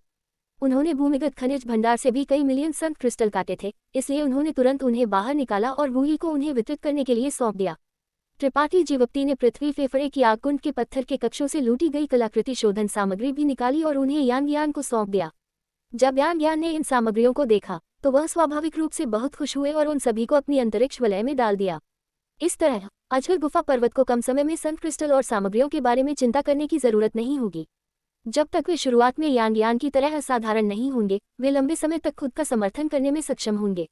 क्योंकि त्रिपाठी जीवप्ती अभी लियुयान रेत क्षेत्र से लौटे थे, भले ही सभी के पास कहने के लिए बहुत कुछ था, वे उनके आराम को परेशान नहीं करना चाहते थे, इसलिए अजगर गुफा पर्वत के भविष्य के विकास के बारे में थोड़ी देर बात करने के बाद सभी ने विदा ली। त्रिपाठी जीवप्ती उस गुफा में लौट आए जिसमें वह पहले रहते थे और ध्यान करने के लिए बैठ गए। आज ये गुफा अजगर गुफा पर्वत के प्रतिबंधित क्षेत्रों में से एक बन गई थी। यांग और पत्थर मूषक ने सभी पत्थर के कक्षों को खोखला करने और उन्हें एक विशाल गुफा हवेली में जोड़ने के लिए मिलकर काम किया था। त्रिपाठी जीवप्ती के व्यक्तिगत उपयोग के लिए इस गुफा के अंदर कई छोटे पत्थर के कमरे भी बनाए गए थे। है कि परिवार साधक बाहर नवनिर्मित मचान में रहता था। लगभग हर किसी के पास एक जगह थी जिससे वे संतुष्ट थे। यहाँ विश्व ऊर्जा की आभा स्वाभाविक रूप से कहीं और से अधिक समृद्ध थी। त्रिपाठी जीवप्ती के पालती मारकर बैठने के कुछ ही समय बाद जमीन हिल गई और एक छोटा सिर बाहर निकला। इस सिर में तेज किनारे थे, एक नाक और मुंह जो बहुत अजीब और कठोर दिखता था, लेकिन एक जोड़ी आंखें जो जीवंत और बुद्धिमान थी। पत्थर मूषक। एक विचार के साथ त्रिपाठी जीवप्ती ने उसे इशारा किया। मोहक रूप से भोला भाला पत्थर मूषक तेजी से जमीन से बाहर निकला और त्रिपाठी जीवप्ती के कंधे पर चढ़ गया, वहां बैठ गया जैसे वह त्रिपाठी जीवप्ती के बहुत करीब था। त्रिपाठी जीवप्ती ने सावधानी से पत्थर मूषक को देखा और यह जानकर आश्चर्यचकित हुए कि 1 साल से अधिक समय के बाद इस छोटी चीज में बहुत बदलाव आया था। जब ये पहली बार पैदा हुआ था तो इसका शरीर भूरा था और एक चट्टान की तरह अगोचर दिखता था, लेकिन अब इसका शरीर चमकीला और पारदर्शी था, जैसे कि यह मजबूत और उत्तम युद्ध कवच की एक परत के साथ पैदा हुआ था। त्रिपाठी जीवप्ती ने अपनी दिव्य चेतना के साथ इस युद्ध कवच को पार किया और गुप्त रूप से चौंक गए, क्योंकि उन्होंने पाया कि पत्थर मूषक की युद्ध कवच की ये परत अत्यंत कठिन थी। यहाँ तक कि अगर उन्होंने अपनी पूरी ताकत से इस पर मुक्का मारा तो भी वही युद्ध कवच की इस परत को तोड़ने में सक्षम नहीं हो सकते हैं। क्या पत्थर मूषक अपने आप विकसित हुआ या ये यान ज्ञान से विकसित हुआ? जैसे ही त्रिपाठी जीवप्ती विचार कर रहे थे, पत्थर मूषक ने कुछ सोचा होगा और अपने छोटे पंजे से अपना सिर खुजलाया, इससे पहले कि वह अपना मुंह खोलता और एक के बाद एक अंतरिक्ष आत्मिक क्रिस्टल थूकता। ये एक चमत्कारी दृश्य था। पलक झपकते ही त्रिपाठी जीवप्ती के सामने अंतरिक्ष आत्मिक क्रिस्टल का एक छोटा पहाड़ बन गया था। उनमें से कम कुछ हजार थे। त्रिपाठी जीवप्ती को नहीं पता था कि पत्थर मूषक इन चीजों को कहाँ संग्रहित करता है, लेकिन यान ज्ञान ने उन्हें बताया था कि पत्थर मूषक का पेट चीजों को संग्रहित करने की क्षमता के साथ पैदा हुआ था। यही वजह थी कि यह लगातार अयस्कों को खा सकता था और परिष्कृत कर सकता था। यह उसकी दिव्य तकनीक भी थी। ये भूमिगत अंतरिक्ष आत्मिक क्रिस्टल खनिज भंडार द्वारा उत्पादित अंतरिक्ष आत्मिक क्रिस्टल के अंतिम है। बगल से एक सुखद आवाज आई और यान ज्ञान कुछ अज्ञात समय पर पत्थर के कमरे में दिखाई दी। त्रिपाठी जीवप्ती दूसरी ओर आश्चर्यचकित नहीं दिखे, जैसे कि वह पहले से ही जानते थे कि वह यहाँ थी, बस सिर हिलाते हुए और इन अंतरिक्ष आत्मिक क्रिस्टल को काला पुस्तक स्थान में डाल दिया। लेकिन मैंने उनमें से 1/3 रखा। ही यान ज्ञान एक मुस्कान के साथ चली गई और त्रिपाठी जीवप्ती के सामने पालथी मारकर बैठ गई। आप इन अंतरिक्ष आत्मिक क्रिस्टल को क्यों चाहती हैं? स्वाभाविक रूप से उनका एक बड़ा उपयोग है। यान ज्ञान ने मीठा मुस्कुराया। त्रिपाठी जीवप्ती को सस्पेंस में रखा। त्रिपाठी जीवप्ती ने मामले को आगे नहीं बढ़ाया। किसी भी मामले में, चूंकि उन्होंने अंतरिक्ष के मार्ग की साधना की थी, ये अंतरिक्ष आत्मिक क्रिस्टल उनके लिए पर्याप्त होने चाहिए। आपने मुझे यहाँ क्यों बुलाया? क्या कोई अच्छी चीज है जिसे आप बाहर नहीं निकाल सकते? यान ज्ञान की आंखें एक चालाक रोशनी के साथ चमकी, क्योंकि उन्होंने सीधे पूछा। हाँ, कुछ तो है, लेकिन मैं उनमें से कई को नहीं पहचानता। त्रिपाठी जीवप्ती ने सिर हिलाया, लेकिन अपनी फसल को बाहर निकालने की जल्दी नहीं की। इसके बजाय उन्होंने यान ज्ञान को घूरते हुए गंभीरता से पूछा, यान ज्ञान, मैं आपसे एक सवाल पूछना चाहता हूँ, मुझे ईमानदारी से जवाब दें। पहली बार त्रिपाठी जीवप्ती को इतना गंभीर देखकर यान ज्ञान खुद को थोड़ा चकराया हुआ महसूस किए बिना नहीं रह सकी, लेकिन एक पल के लिए इसके बारे में सोचने के बाद उन्होंने सिर हिलाया। ठीक है, क्या आप इस शरीर की मालकिन हैं? त्रिपाठी जीवप्ती ने अपनी आंखें संकरी कर ली। उनकी नजर गहरी थी, जैसे कि वह सीधे यान ज्ञान के दिल में देखना चाहते थे। Episode number 1258। त्रिपाठी जीवप्ती का सवाल सुनकर यान ज्ञान एक पल के लिए स्तब्ध रह गई, इससे पहले कि वह अपना मुंह ढक लेती और अनियंत्रित रूप से हंसने लगती। आप किस पर हंस रही हैं? त्रिपाठी जीवप्ती ने कुछ उदास होकर पूछा। यान ज्ञान अपने हाथ हिलाती रहीं, लेकिन वह फिर भी खुद को हंसने से नहीं रोक पाई, क्योंकि उनकी आंखों के कोनों में आंसू बनने लगे थे। त्रिपाठी जीवप्ती ने अपनी आंखें घुमाई और फिर से पूछा, तो क्या आप सौंदर्य वृद्धि तकनीकों में निपुण हैं और वास्तव में उतनी युवा नहीं है जितनी आप सतह पर दिखाई देती हैं, बल्कि एक वृद्ध महिला है जो हजारों वर्षों से जी रही है? यान ज्ञान दूसरी ओर एक ऐसी बिल्ली की तरह थी जिसकी पूंछ पर पैर रखा गया हो और उनके चेहरे से मुस्कान गायब हो गई। त्रिपाठी जीवप्ती को भयंकर रूप से घूरते हुए उन्होंने दांत पीसे और घोषणा की, मैं आपको जवाब दे सकती हूँ, मैं निश्चित रूप से कोई वृद्ध महिला नहीं हूँ जो हजारों वर्षों से जी रही है। ये सच है। त्रिपाठी जीवप्ती ने धीरे से सिर हिलाया। अगर यान ज्ञान वास्तव में हजारों वर्षों से जी रही होती तो उनका अनुभव इतना सरल नहीं हो सकता था। अतीत में यान ज्ञान के साथ उनके सभी संपर्क से देखते हुए ऐसा नहीं लगा कि वह इतने लंबे समय तक जीवित रही हैं। यान ज्ञान का भाव भी गंभीर हो गया और ये बताना असंभव था कि वह क्या सोच रही थी, क्योंकि उनके चेहरे पर घबराहट का भाव दिखाई दिया। लंबे समय के बाद उन्होंने पूछा, आप पूछना चाहते हैं कि क्या मैंने इस शरीर पर कब्जा किया है ना? हाँ। त्रिपाठी जीवप्ती ने शांति से सिर हिलाया। केवल कोई ऐसा जिसने इस शरीर पर कब्जा किया हो ये समझा सकता है कि यान ज्ञान इतनी छोटी क्यों थी, फिर भी कलाकृति शोधन और आत्मिक व्यूह दोनों में इतनी निपुण थी। एक व्यक्ति की ऊर्जा सीमित होती है। हालांकि त्रिपाठी जीवप्ती की रसायन विद्या में उपलब्धियां उथली नहीं थी, उनके पास अन्य चीजों का अध्ययन करने के लिए ज्यादा ऊर्जा नहीं थी जब तक कि वह अपनी साधना के मार्ग को नहीं छोड़ देते। यान ज्ञान दूसरी ओर कलाकृति शोधन और आत्मिक व्यूह दोनों में महान उपलब्धियां रखती थी। उनके द्वारा परिष्कृत कलाकृतियां और उनके द्वारा व्यवस्थित आत्मिक व्यूह शोधन और व्यावहारिकता के मामले में छायांकित तारा के समग्र स्तर से कहीं बेहतर थे। उन्होंने ये कैसे हासिल किया? इस दुनिया में प्रतिभाओं की कमी नहीं थी, लेकिन भले ही यान ज्ञान एक प्रतिभा थी, उनके उम्र को देखते हुए उनके लिए इतनी ऊंचाई तक पहुंचना असंभव था। यही वजह थी कि त्रिपाठी जीवप्ती ने यह सवाल पूछा। क्या आप लंबे समय से इस पर संदेह कर रहे हैं? यान ज्ञान ने त्रिपाठी जीवप्ती को देखा और पूछा। जब से मुझे पता चला कि आप एक व्यूह महारथी हैं, मैं ऐसा ही सोच रहा हूँ।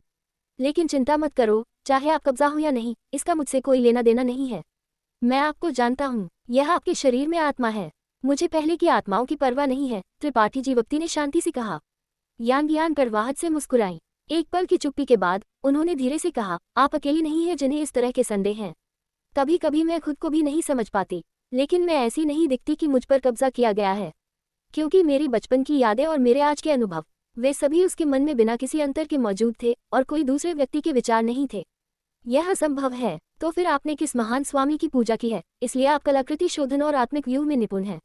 त्रिपाठी जीवप्ती आश्चर्यचकित थे। उन्हें यांग यान के शब्दों पर कोई संदेह नहीं था। यांग यान ने धीरे धीरे सिर हिलाया जब उन्होंने अपने लाल होंठ को काटा। उनके दो छोटे हाथ बेचैनी से उनके काले वस्त्रों के साथ छेड़छाड़ कर रहे थे। उनके चेहरे पर हिचकिचाहट और संघर्ष का भाव दिखाई दिया। थोड़ी देर बाद उन्होंने अचानक अपना सिर उठाया और गहरी आवाज में कहा, अगर मैं आपसे कहती हूँ कि मैं कलाकृति शोधन और आत्मिक व्यूह को इसलिए जानती हूँ क्योंकि मैं उनके साथ पैदा हुई थी, तो क्या आप मुझ पर विश्वास करेंगे? ये कैसे संभव है? त्रिपाठी जीवप्ती का भाव स्तब्ध था। यांग यान कड़वाहट से मुस्कुराई, लेकिन यही सच है, मैं वास्तव में इस ज्ञान के साथ पैदा हुई थी। ये कलाकृति शोधन और आत्मिक व्यूह मेरे दिमाग में मुहरबंद किए गए लगते हैं, और जैसे जैसे मैं कलाकृतियों को परिष्कृत करना और आत्मिक व्यूह व्यवस्थित करना जारी रखती हूँ, यह मुहरबंद ज्ञान धीरे धीरे खुल रहा है, जिससे मुझे अधिक से अधिक रहस्यमय कलाकृति शोधन और आत्मिक व्यूह समझने को मिल रहे हैं। कभी कभी जब मैं कुछ दुर्लभ कलाकृति शोधन और आत्मिक व्यूह देखती हूँ, हालांकि मैंने उन्हें पहले कभी नहीं देखा है, मैं उन्हें पहचान सकती हूँ और उनके कार्यों को जान सकती हूँ। क्या आपको नहीं लगता कि यह अजीब है? ये सुनकर त्रिपाठी जीवप्ती अवाक रह गए। ये सिर्फ अजीब नहीं था, ये बस अविश्वसनीय था। कोई भी बिना किसी कारण के कलाकृति शोधन और आत्मिक व्यूहों के मार्ग में निपुण पैदा नहीं हुआ था, इसलिए इसके पीछे एक कारण होना चाहिए जिसे यांग यान खुद भी नहीं समझ सकती थी। शायद इसी कारण से यांग यान को कभी कभी घबराहट महसूस होती थी। यांग यान को उनसे झूठ बोलने की कोई जरूरत नहीं थी और उन्हें झूठ नहीं बोलना चाहिए था। त्रिपाठी जीवप्ती इस तरह की चीज में उनकी मदद नहीं कर सकते थे। हालांकि उन्हें लंबे समय से पता था कि यांग यान थोड़ी अजीब थी, उन्होंने यह उम्मीद नहीं की थी कि वह इस हद तक अजीब होंगी, इसलिए उन्होंने इस मुद्दे पर उन्हें और मजबूर नहीं किया। त्रिपाठी जीवप्ती के लिए चाहे यांग यान पर कब्जा किया गया हो या नहीं, या चाहे वह ज्ञान के साथ पैदा हुई हो या नहीं जिसे अन्य कभी महारत हासिल नहीं कर सकते थे, वह केवल वर्तमान यांग यान को जानते थे और कुछ नहीं। थोड़ी देर सोचने के बाद त्रिपाठी जीवप्ती ने पूछा, आप अब किस तरह की कलाकृतियों को परिष्कृत कर सकती हैं? उत्पत्ति कोटि उच्च पद कोई समस्या नहीं होनी चाहिए। जब तक मेरे पास अभ्यास करने के लिए बहुत सारी सामग्री है, जल्द या बाद में मैं उत्पत्ति राजा कोटि कलाकृतियों को परिष्कृत करने में सक्षम हो जाऊंगी। जब उनके क्षेत्र की बात आई तो यांग यान ने अचानक बहुत सारी भावनाएं ठीक कर ली। उनका सुंदर चेहरा गर्व से भर गया। अच्छा, इसे परिष्कृत करने में मेरी मदद करो। त्रिपाठी जीवप्ती ने अपने चेहरे पर एक शर्मिंदा भाव के साथ बैंगनी ढाल को बाहर निकाला। बैंगनी ढाल, जो मूल रूप से बैंगनी रोशनी से बह रहा था, अब मंद था और उसने अपनी बहुत सारी आध्यात्मिकता खो दी थी। जब यांग यान ने इसे देखा तो उनके प्यारे चेहरे पर चिंता का भाव दिखाई दिया। बैंगनी ढाल को उठाते हुए और धीरे से इसे सहलाते हुए उन्होंने पूछा, क्या आप किसी तरह की अग्नि विशेषता बाधा का सामना कर रहे थे? एक उत्पत्ति कोटि मध्यम पद रक्षात्मक कलाकृति वास्तव में एक ही वार से ऐसी हो गई। हाँ, लेकिन कम से कम मैं खतरे को सुरक्षा में बदलने में कामयाब रहा। त्रिपाठी जीवप्ती मुस्कुराए। मुझे पता है, आपने मुझे जो सामग्री दी थी उसे एक उत्पत्ति कोटि उच्च पद कलाकृति में परिष्कृत करना कोई समस्या नहीं होनी चाहिए। यांग यान के हाथ पर अंतरिक्ष वलय चमका और बैंगनी ढाल को अंदर संग्रहित कर लिया गया। अपने बालों को अपने कान के पीछे ब्रश करते हुए उनका भाव उनकी सामान्य जीवन शक्ति में बहाल हो गया। उनकी सुंदर आंखें खुशी के साथ चमक रही थीं क्योंकि उन्होंने पूछा, इस बार आपको कौन सी अच्छी चीजें मिली? जल्दी से उन्हें बाहर निकालो और मुझे देखने दो। 1 मिनट रुको। त्रिपाठी जीवप्ती ने सिर हिलाया और अपनी अंतरिक्ष वलय में छानबीन करना शुरू कर दिया। इस यात्रा पर उन्हें बहुत सारी अच्छी चीजें मिली थी। उन्होंने यांग यान को यहाँ बुलाया था क्योंकि वह उन्हें इनमें से कुछ चीजें दिखाना चाहते थे, लेकिन त्रिपाठी जीवप्ती को नहीं पता था कि वे क्या थी या वे किस लिए इस्तेमाल की जाती थी। जल्द ही त्रिपाठी जीवप्ती ने अपना हाथ हिलाया और एक चक्की के आकार का लाल क्रिस्टल का एक टुकड़ा उन दोनों के सामने दिखाई दिया, जिससे एक जलती हुई अग्नि विशेषता आभा निकल रही थी। यह क्या है? यांग यान की आंखें तुरंत एक अजीब रोशनी चमकी क्योंकि उनका ध्यान उग्र लाल क्रिस्टल की ओर आकर्षित हुआ। ये एक अग्नि क्रिस्टल पत्थर होना चाहिए। त्रिपाठी जीवप्ती ने अपनी थोड़ी को रगड़ा। बस इतना है कि मुझे समझ नहीं आता कि यह इतना बड़ा क्यों है, और इसे प्राप्त करने का मेरा अनुभव भी बहुत अजीब था। मैंने इसे किसी अग्नि आत्मिक जानवर से प्राप्त नहीं किया। तुरंत त्रिपाठी जीवप्ती ने अजीब पहाड़ी घाटी में अपने अनुभव का एक संक्षिप्त विवरण दिया और कैसे ये विशाल अग्नि क्रिस्टल पत्थर लियुयान रेत क्षेत्र में प्रवेश करने के बाद उनकी पहली फसल थी। जब त्रिपाठी जीवप्ती बात कर रहे थे, यांग यान अग्नि क्रिस्टल पत्थर को घूर रही थी, एक हाथ से धीरे से इसे सहला रही थी। त्रिपाठी जीवप्ती के समाप्त होने के बाद यांग यान ने सिर हिलाया और कहा, यह एक अग्नि क्रिस्टल पत्थर होना चाहिए, लेकिन इस अग्नि क्रिस्टल पत्थर का अपना आत्मिक व्यू है जो अग्निसार आभा को उत्तेजित करता है और आपकी प्रगति में बाधा डालने के लिए सभी प्रकार के अग्नि आत्मिक जानवर बनाता है। एक आंतरिक आत्मिक व्यू। त्रिपाठी जीवोक्ति का भाव बदल गया। उन्होंने पहले इस पर ध्यान नहीं दिया था। हाँ, ये प्राकृतिक है, एक बहुत ही रहस्यमय आत्मिक व्यू। यांग यान मुस्कुराई। इस चीज के कुछ उपयोग हैं, लेकिन इसे कलाकृति शोधन के लिए उपयोग करना थोड़ा अपव्यय है। इसे मुझे दे दो, मैं इसका उपयोग आत्मिक व्यू व्यवस्थित करने के लिए कर सकती हूँ। उस आत्मिक व्यू को इसके व्यू कोर के रूप में ऐसी किसी चीज की जरूरत है। अच्छा, त्रिपाठी जीवोक्ति ने सिर हिलाया। कंजूस नहीं थे, आसानी से अग्नि क्रिस्टल पत्थर सौंप दिया। किसी भी मामले में यांगयान ने इस आत्मिक व्यू को अजगर गुफा पर्वत की रक्षा के लिए व्यवस्थित किया, इसलिए वह भी इससे लाभ उठा सकते थे। और क्या, यांगयान ने विशाल अग्नि क्रिस्टल पत्थर को अपनी अंतरिक्ष वलय में डाल दिया। इससे पहले कि उनकी सुंदर आंखें त्रिपाठी जीवोक्ति को घूरने लगी, उनकी प्रतिक्रिया की उम्मीद कर रही थी। यह त्रिपाठी जीवोक्ति ने अपना हाथ बढ़ाया और एक खून के रंग की चीज निकाली जो घास के बीज की तरह दिखती थी लेकिन एक अजीब खूनी आभा निकाल रही थी। एक रक्त तलवार घास का बीज। यांगयान ने इस चीज को देखा और उनका सुंदर चेहरा अचानक पीला पड़ गया क्योंकि उन्होंने चिल्लाया। वह पहली नजर में बीज को पहचान पाई। रक्त तलवार घास, ये वास्तव में अपने नाम पर खरा उतरता है। त्रिपाठी जीवोक्ति ने विचारपूर्वक सिर हिलाया, ये याद करते हुए कि जब वह उस अजीब भ्रमित करने वाले व्यू में गिर गए थे तो क्या हुआ था।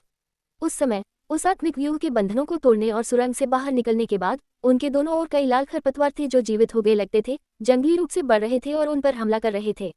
इसके अलावा ये खून के रंग के खरपतवार अत्यंत कठोर और नुकीले थे। यहाँ तक कि त्रिपाठी जीवोक्ति के शक्तिशाली शरीर के साथ भी उन्होंने उन्हें स्वेच्छा से काटने की अनुमति नहीं दी। लियुयान रेत क्षेत्र में वास्तव में ऐसी चीज थी। यांगयान का चेहरा पीला पड़ गया। क्या ये चीज बहुत प्रसिद्ध है? त्रिपाठी जीवोक्ति खुद को थोड़ा अजीब महसूस किए बिना नहीं रह सके जब उन्होंने उन्हें एक महान दुश्मन का सामना करते हुए देखा। मुझे नहीं पता कि यह प्रसिद्ध है या नहीं, लेकिन मैं जानती हूँ कि यह कितना भयानक है। यह अनिश्चित काल तक बढ़ सकता है और जब तक इसे अवशोषित करने के लिए पर्याप्त मांस और रक्त है, इसकी शक्ति बढ़ती रहेगी जब तक कि यह अपनी सीमा तक नहीं पहुंच जाती। यहाँ तक कि एक उत्पत्ति राजा का शरीर भी इसके हमलों का सामना करने में सक्षम होगा। क्या ये इतना भयानक है? त्रिपाठी जीवोक्ति चौंक गए, एक ही समय में डर और राहत दोनों महसूस कर रहे थे। अगर यांगयान ने जो कहा वह सच था, तो रक्त तलवार घास जिसका उन्होंने सामना किया वह बढ़ने में सक्षम नहीं होना चाहिए था, अन्यथा यह उनके खिलाफ इतना असहाय नहीं होता। ये चीज प्राचीन काल में अत्यंत प्रसिद्ध थी। कई महान संप्रदाय और प्रतिबंधित क्षेत्र खुद की रक्षा के लिए उनमें से कुछ लगाते थे। यांगयान ने सावधानीपूर्वक भाव के साथ धीरे से खून के रंग के बीज को चुटकी ली। यह अफसोस की बात है कि केवल एक बीज था, अगर और होते। त्रिपाठी जीवोक्ति को न केवल डर महसूस हुआ बल्कि पछतावा भी महसूस हुआ। एक अफसोस। यांगयान ने ताना मारा, बिल्कुल नहीं, एक बीज काफी है। रक्त तलवार घास खुद से प्रजनन और बढ़ सकता है। जब तक एक भी बीज है और पर्याप्त मांस और रक्त दिया जाता है, ये प्रजनन करने में सक्षम होगा। त्रिपाठी जीवोक्ति की आंखें चमक उठी जब उन्होंने ये सुना। आप क्या करना चाहते हैं? यांगयान ने त्रिपाठी जीवोक्ति की आंखों में चमकते हुए खतरनाक आभा को नोटिस किया और जल्दी से पूछा। कुछ खास नहीं, त्रिपाठी जीवोक्ति ने अर्थपूर्ण ढंग से मुस्कुराया, इससे पहले कि वह रक्त तलवार घास का बीज यांगयान के हाथ से वापस ले लेते और सावधानी से इसे रख देते। मैं आपको पहले बता दूंगी, अगर आप इसे लगाना चाहते हैं तो आपको मुझे पहले से बताना होगा, लेकिन ज्यादा चिंता न करें। जब तक आप इसे मांस और रक्त प्रदान नहीं करते हैं, यह नहीं बढ़ेगा, इसलिए यह हानिकारक नहीं होगा। हाँ, मैं समझता हूँ। त्रिपाठी जीवोक्ति ने सिर हिलाया, इससे पहले कि वह अपनी अंतरिक्ष वलय से दो और चीजें निकालते।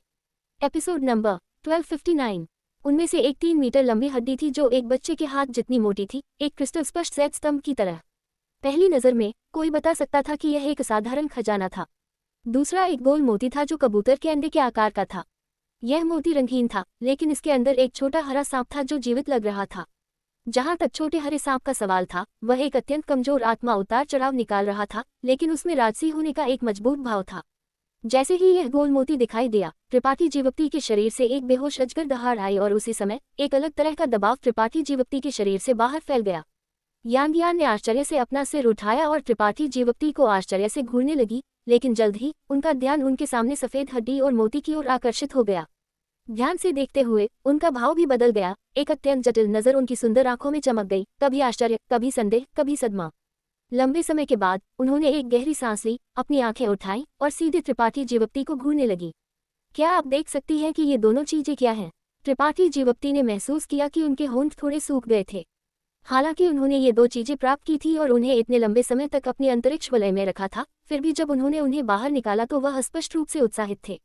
आपका भाग्य वास्तव में अद्भुत है। आप अजगर हड्डी और अजगर मोती भी प्राप्त करने में सक्षम थे। मुझे वास्तव में नहीं पता कि आप लियुयान रेत क्षेत्र में कहाँ गए थे। यांग यान ने अपने लाल होठों को काट लिया। ये स्पष्ट था कि वह भी अब बहुत उत्साहित थी, लेकिन उन्होंने अपनी भावनाओं को दबा दिया था। क्या वे वास्तव में अजगर हड्डी और अजगर मोती हैं? त्रिपाठी जीवप्ती बहुत खुश दिखे। हालांकि त्रिपाठी जीवप्ती को संदेह था जब उन्होंने उन्हें भूमिगत संत क्रिस्टल खनिज भंडार से प्राप्त किया था। जब यांग यान ने पुष्टि की कि वे अजगर हड्डी और अजगर मोती थे, तो उन्हें अभी भी विश्वास नहीं हो रहा था। वे वास्तव में अजगर हड्डी और अजगर मोती हैं।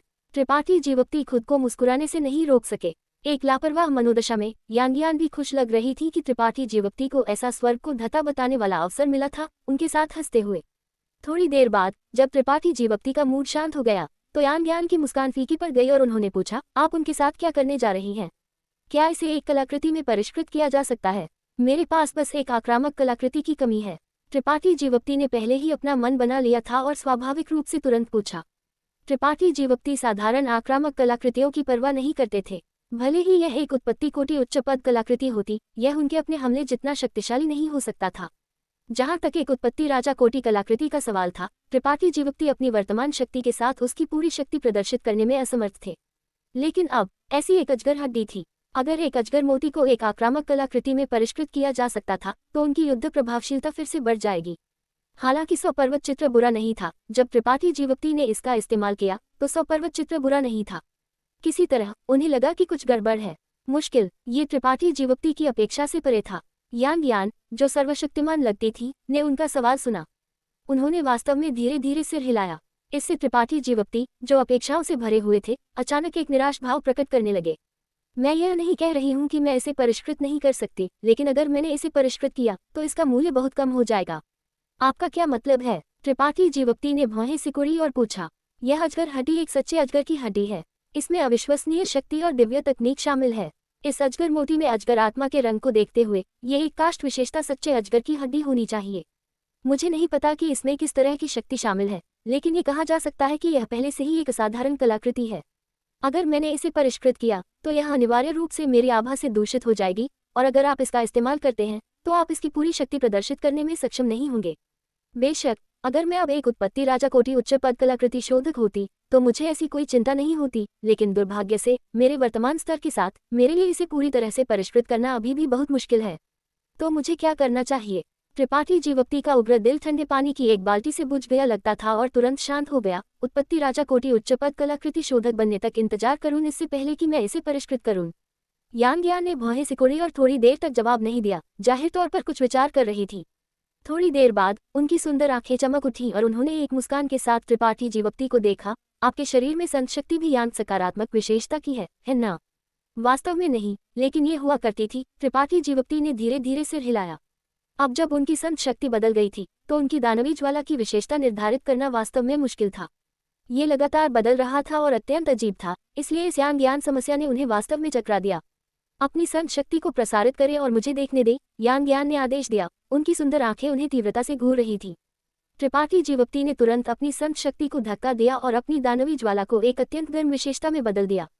यांग यान की आंखें चमक उठी और उन्होंने एक मुस्कान के साथ अपने हाथ ताली बजाई। कोई समस्या नहीं, ऐसा लगता है कि आपका भाग्य वास्तव में अच्छा है। अगर यह कोई अन्य साधक होता जिसने यह अजगर हड्डी और अजगर मोती प्राप्त किया होता, तो मुझे इसे परिष्कृत करने से पहले उत्पत्ति राजा कोटि उच्च पद कलाकृति शोधक बनने तक इंतजार करना पड़ सकता था। लेकिन अगर आपकी संत शक्ति भी इतनी गर्म है, तो आप इसे स्वयं परिष्कृत कर सकते हैं। इसे स्वयं परिष्कृत करूं? त्रिपाठी जीवप्ती स्तब्ध थे। हाँ, आप इसे स्वयं परिष्कृत कर सकते हैं, और ऐसा करने के महान लाभ भी हैं। आपकी वर्तमान शक्ति के साथ, हालांकि आप इसे पूरी तरह से परिष्कृत नहीं कर सकते हैं या इसकी पूरी शक्ति प्रदर्शित नहीं कर सकते हैं। जैसे जैसे समय बीतता है और आपकी शक्ति बढ़ती है, यह अजगर हड्डी जो शक्ति प्रदर्शित कर सकती है वह भी मजबूत होती जाएगी। जब समय आएगा तो यह एक कलाकृति भी बन सकती है जो आपकी आत्मा को आपके अस्तित्व से जोड़ती है, यांग यान ने उत्साह से समझाया। लेकिन मैं एक कलाकृति शोधक नहीं हूँ, मैं इसे कैसे परिष्कृत कर सकता हूँ? त्रिपाठी जीवप्ती अभी भी भ्रमित थे। आपको एक कलाकृति शोधक होने की जरूरत नहीं है, क्योंकि यह पहले से ही अपने आप में एक कलाकृति है, इसलिए आपको कुछ भी परिष्कृत करने की जरूरत नहीं है। आपको बस इतना करना है कि इसे परिष्कृत करें। मैं आपको इसे परिष्कृत करने के लिए गुप्त कला का एक सेट सिखाऊंगी, कोई समस्या नहीं होगी। ये भी संभव है। त्रिपाठी जीवप्ती बहुत खुश थे और एक पल में वह फिर से ऊर्जा से भरे हुए थे।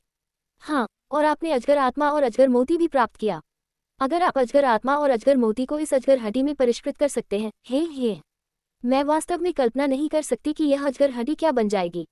यांग यान की सुंदर आंखें चमक उठी। थोड़ा सा पागलपन प्रकट करते हुए, जैसे कि वह इस अजगर हड्डी के परिष्कृत होने का दृश्य देखने का इंतजार नहीं कर सकती थी। इसलिए अब और हिचकिचाए बिना उन्होंने गुप्त कला को त्रिपाठी जीवप्ती को सौंप दिया।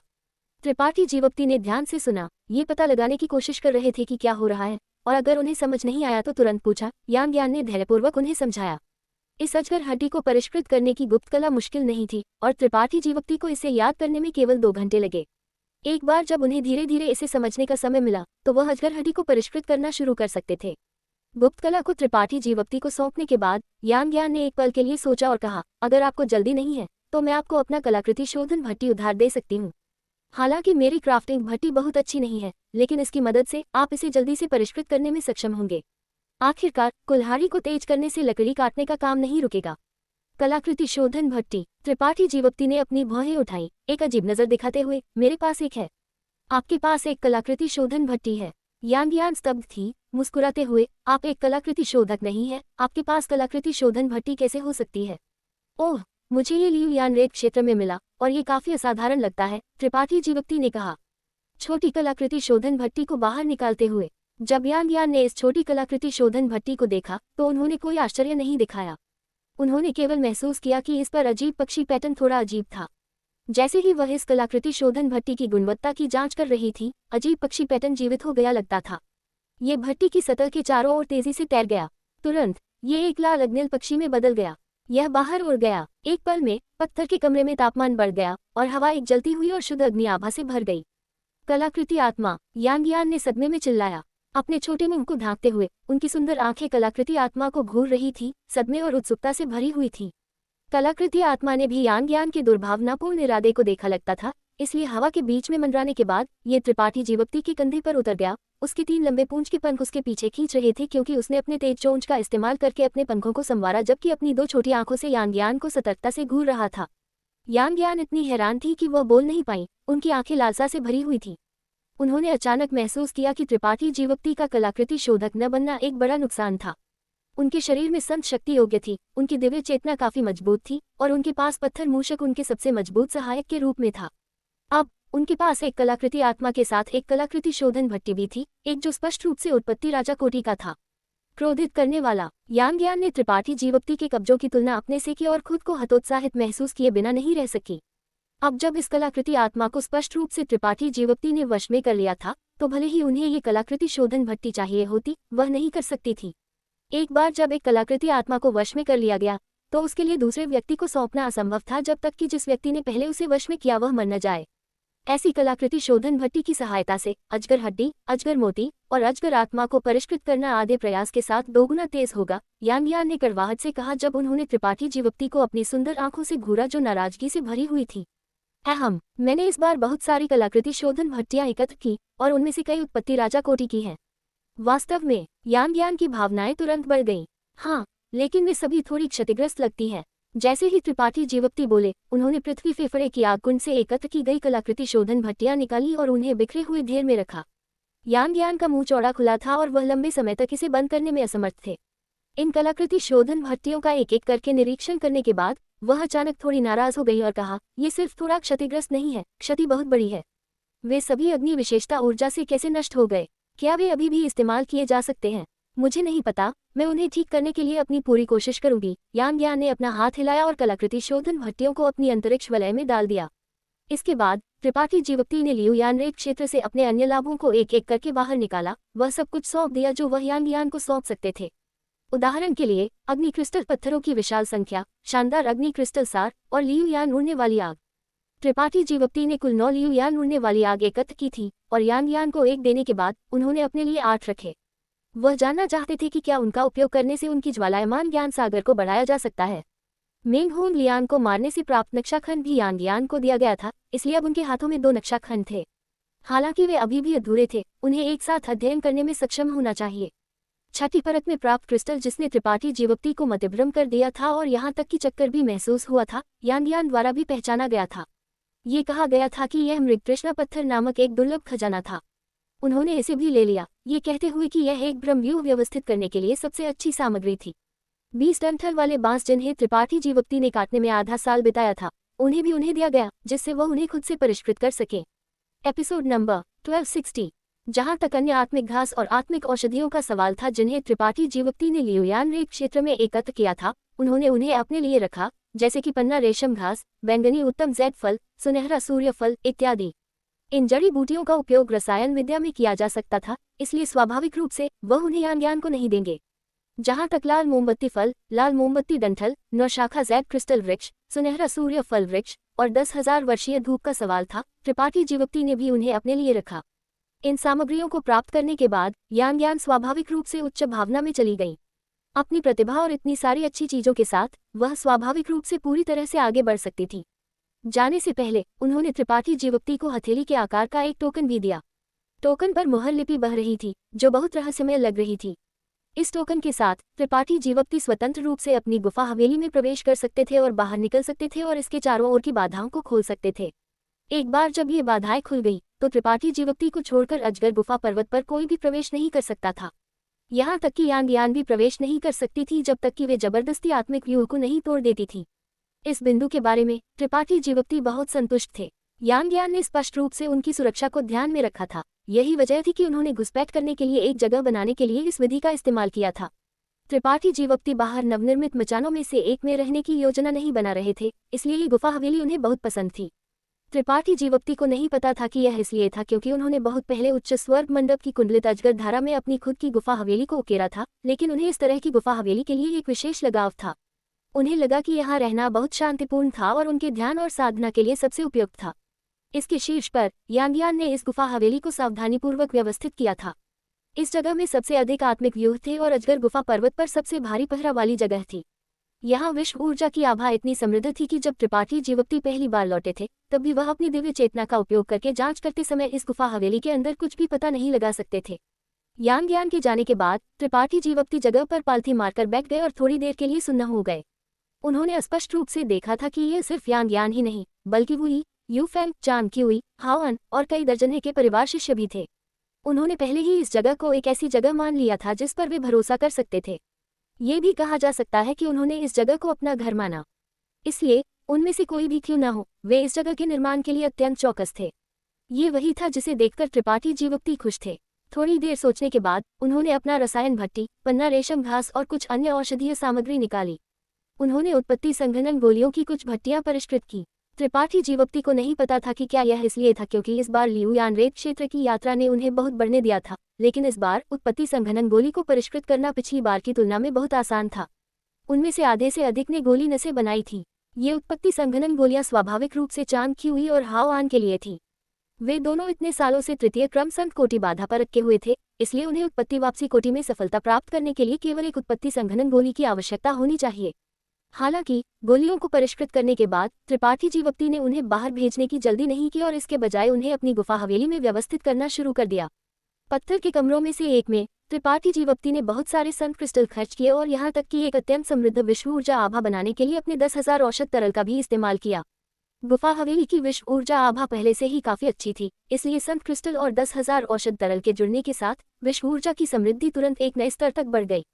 इस पत्थर के कमरे के अंदर त्रिपाठी जीवक्ति ने एक छोटा औषध उद्यान खोला और सावधानी से लाल मोमबत्ती डंठल निकाला और इसे पतला किए गए 10,000 औषध तरल से बने पूल के बगल में रखा।